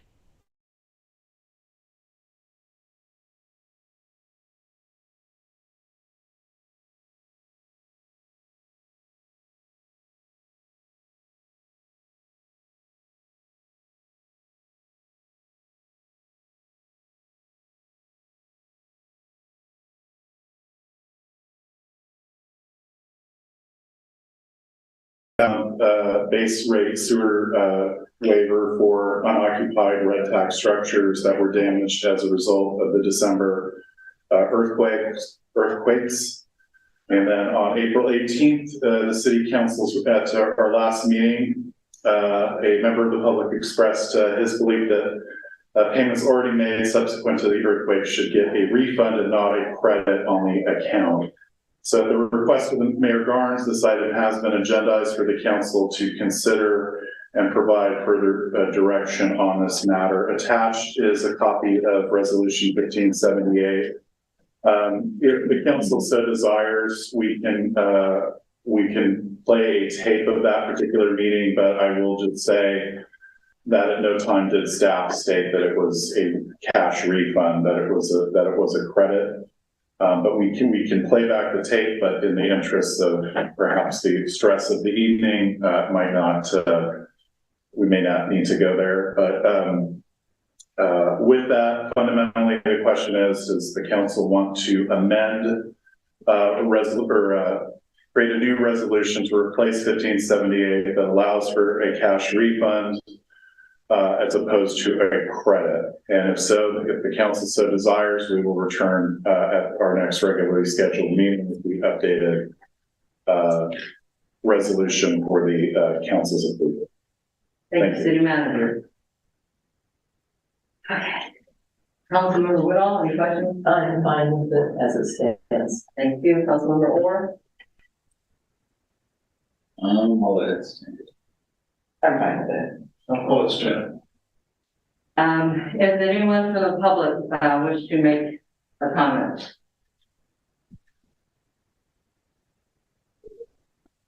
Sure, we're still at 3 Painter Street. So I was at that meeting, the video is available at the riodelltimes.com, both the clip of last week's meeting, or the last meeting, and then the one previously that caused the confusion. And I can totally see where the confusion is coming from. The resolution appears, the language in it is building on the existing policy by the sounds of it, of waiving certain amounts of your water sewer fee if there's an excessive bill. You can come to the council, you can ask that they waive a certain percentage. And that's a credit against your account because you have a large fee for that.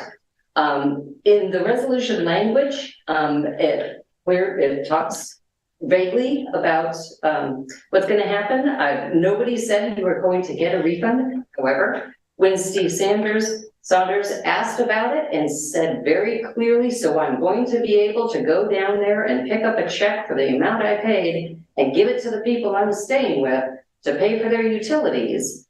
Members of the council nodded their head in agreement. Nobody corrected that statement. That's where the confusion came from. I left that meeting believing you would get a refund for that amount of money. And that's what I told people. If you pay this fee, talk to them because the city says you'll get that money back. That's where the misunderstanding came from. So do what you're going to do. You don't have to change the resolution, but that is why he thought he would get a refund. He asked clearly about it. He wasn't correct and said, no, you're going to get a credit or anything else. This is where it comes from. And I understand waiving the fee would have to come out of the general fund and all the stuff we were just discussing with the waivers. But it sounds to me like it's about $50 a month for the portion of the waiver that we have for the people that are affected for it. So it is a very small piece of funding in comparison to permit fees. And if there's any way, I would really encourage the council to find some way, if you can, to possibly do that and refund the amount, give it back to the people that have already paid that fee. They're just getting nailed. They're just getting slammed so bad already. It's not that much. It really isn't. But again, that's where the confusion came from. It could have easily been cleared up at that time so that there was no confusion, but it wasn't. So that's why it's back in front of you today. Thank you. Is there anyone else who'd like to make a comment? Any hands raised? Any emails? Does anyone want to see the video? No, I don't want to. I did too. I already watched it. Yeah. Okay. I think the video says. Right. Yeah, I mean, I listened specifically tonight on that, for that work. That's the exact spot, 4751. Everyone said credit. He did say refunds. But we did not, no, I didn't see where anyone responded, but no one responded and said they're right. They just kind of moved forward. So, No, I didn't understand what you said. you said at 4751 on the video, we all said credit. And we didn't say anything. Staff said credit. We agreed with credit. We agreed with the resolution. We accepted the resolution. And then Mr. Saunders did say, do I get a refund? And no one said anything. We just moved forward. We didn't say, yes, you'll get a credit. Anywhere I could see, a refund. So I say that it stands, the resolution is as it is, and I don't think that we are going back on our word or action. So is there a motion to accept, let me see where I'm at. So technically on this issue, the council just takes no action. Okay. Now we are on to donation to the Rio Dell Fire Protection District for playground equipment at Fireman's Park, page 167 in our packets. City Manager. Thank you, Mayor Garnes, members of the council. So on at our last meeting, April 18th, the city council's regularly scheduled meeting, Mr. Zach Schaefer, representing Rio Dell Fire Department, requested financial support from the city for new playground equipment. And again, at the request of Mayor Garnes, this item has been agendized for the council to consider and provide direction on this matter. Mr. Schaefer did clarify his request, to be a grant match of 50% of, equipment, and that's on page 168 of your packet. The total cost of the equipment is a little over $5,000. And so Mr. Schaefer's request would be for a little over $2,500 in order to secure additional funding for the playground equipment. So funds are not currently set aside in the budget for playground equipment. However, the city council's budget unit is under budget, and because this is a public benefit available and free to any user of the park, the council can direct staff to go ahead and help assist with the fire department's grant match. Councilmember Wilson, I think it's a great idea. Councilmember Woodall, Yes.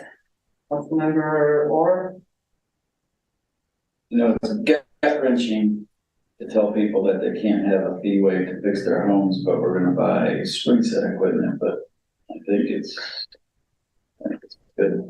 Yeah. Mayor Pro Tem. Thank you. Councilmember Warren, I'm glad you said that because I did address that. I just want to make it really, really clear that this is coming from a fund that is for the city council that we don't spend it on. So it's not coming from a general fund at all. It has nothing to do with the fund that would have to do with the building fee waivers. I realize that that is confusing and it's tough to have these back to back. And that it doesn't look good. So I'm just making it clear. This has nothing to do with the general fund. It's coming from the council fund that is over budget anyway, under budget. So we have the extra money. That means I don't get new business cards, and that's all that means, and that's totally fine. And it does benefit the entire town, all of it. So that's why I'm going to say yes. Okay.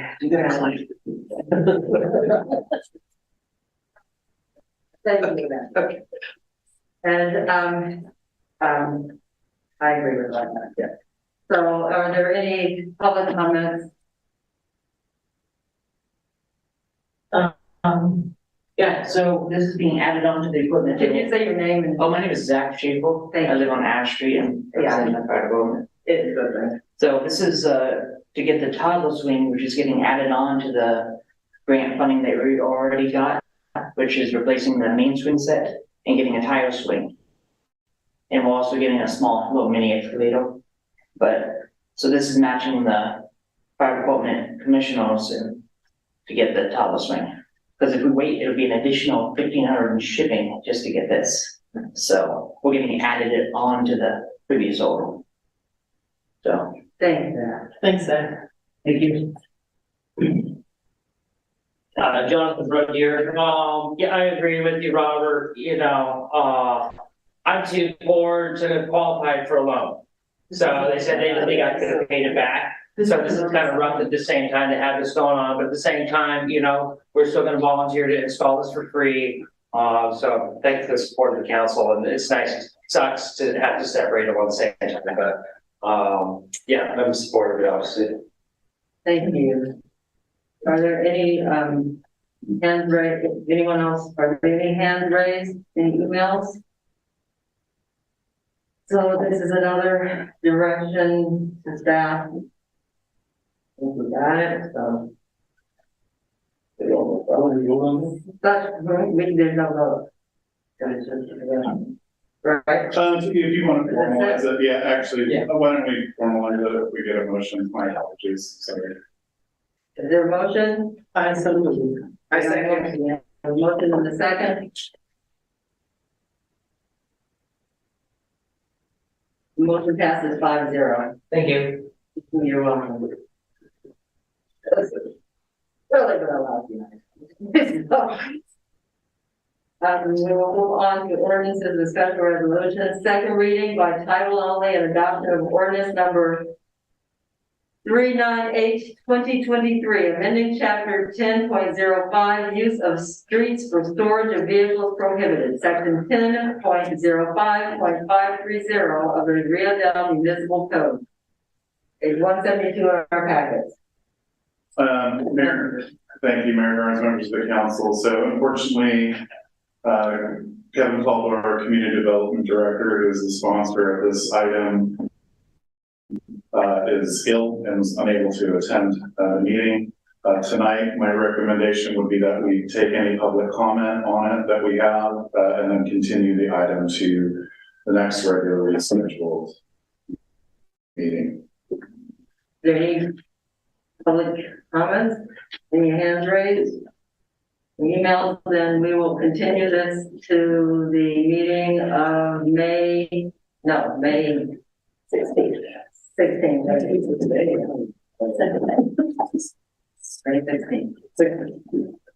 And now we will,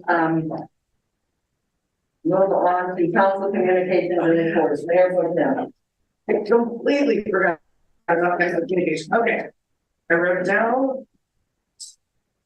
Okay, I went to a REDEC meeting and that was on April 24th. What the agenda said was that we were going to be hearing from the executive director of the Humboldt County Growers Alliance on the state of the Humboldt County's cannabis industry. What we actually heard was a summation of an article that I'll refer you guys to, the Las Post Outpost, published April 20th. Conveniently. We heard from the proponents of the county's cannabis reform initiative.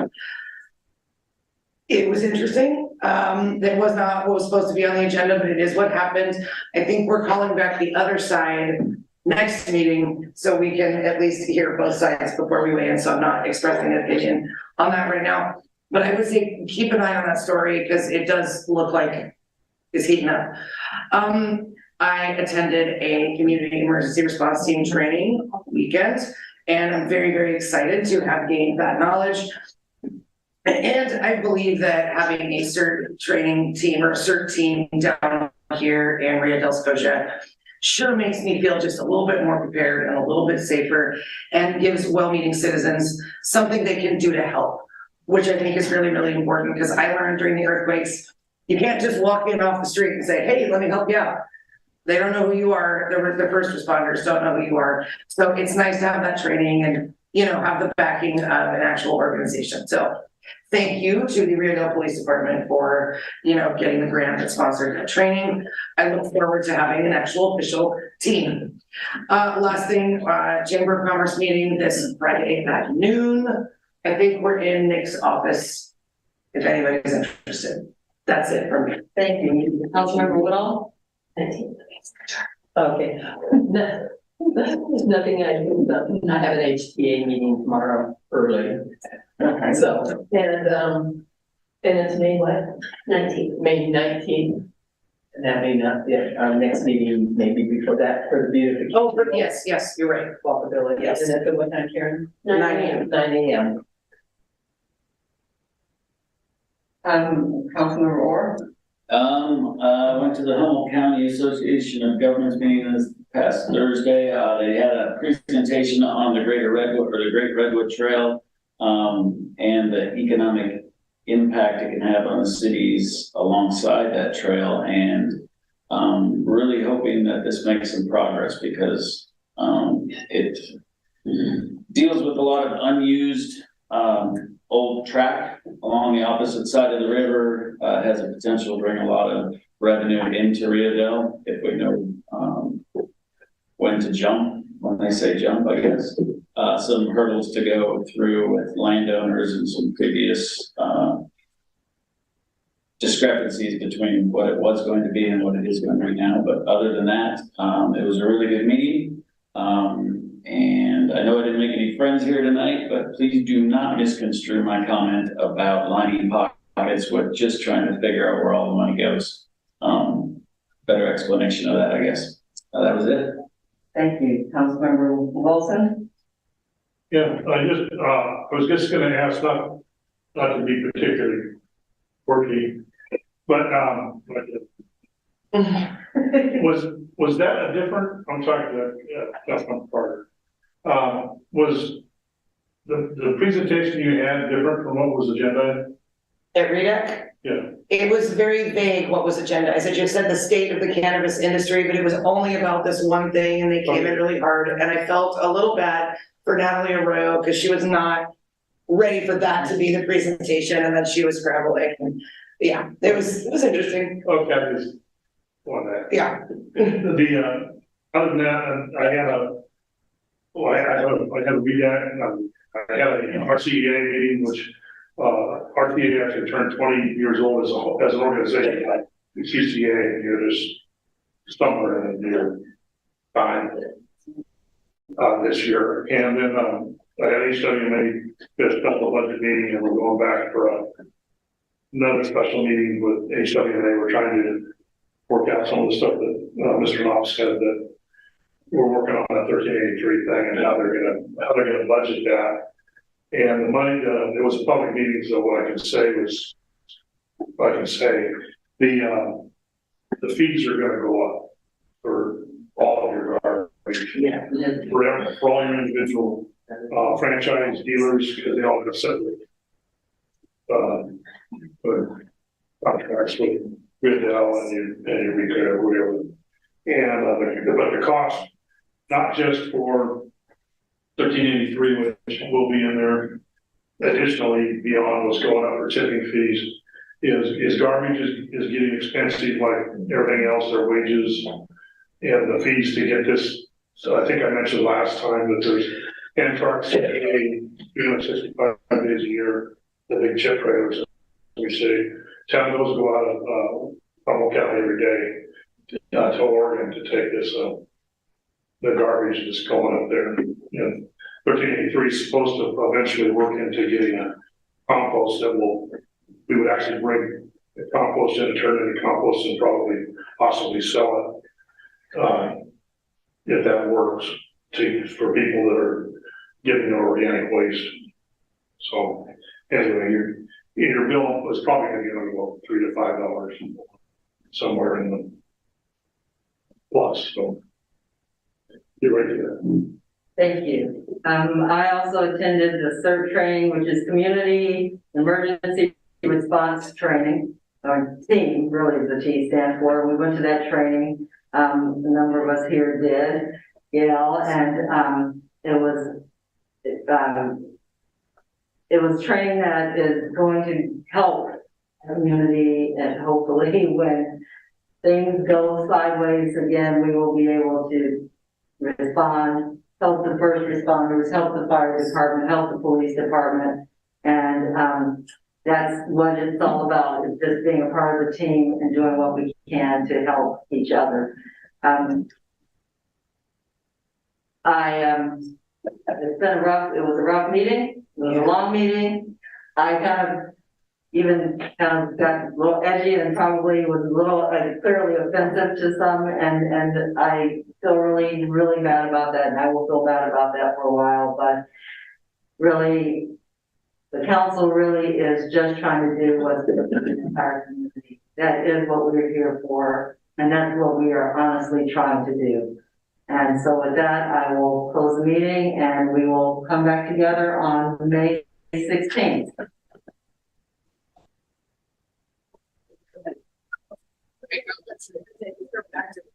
Michelle.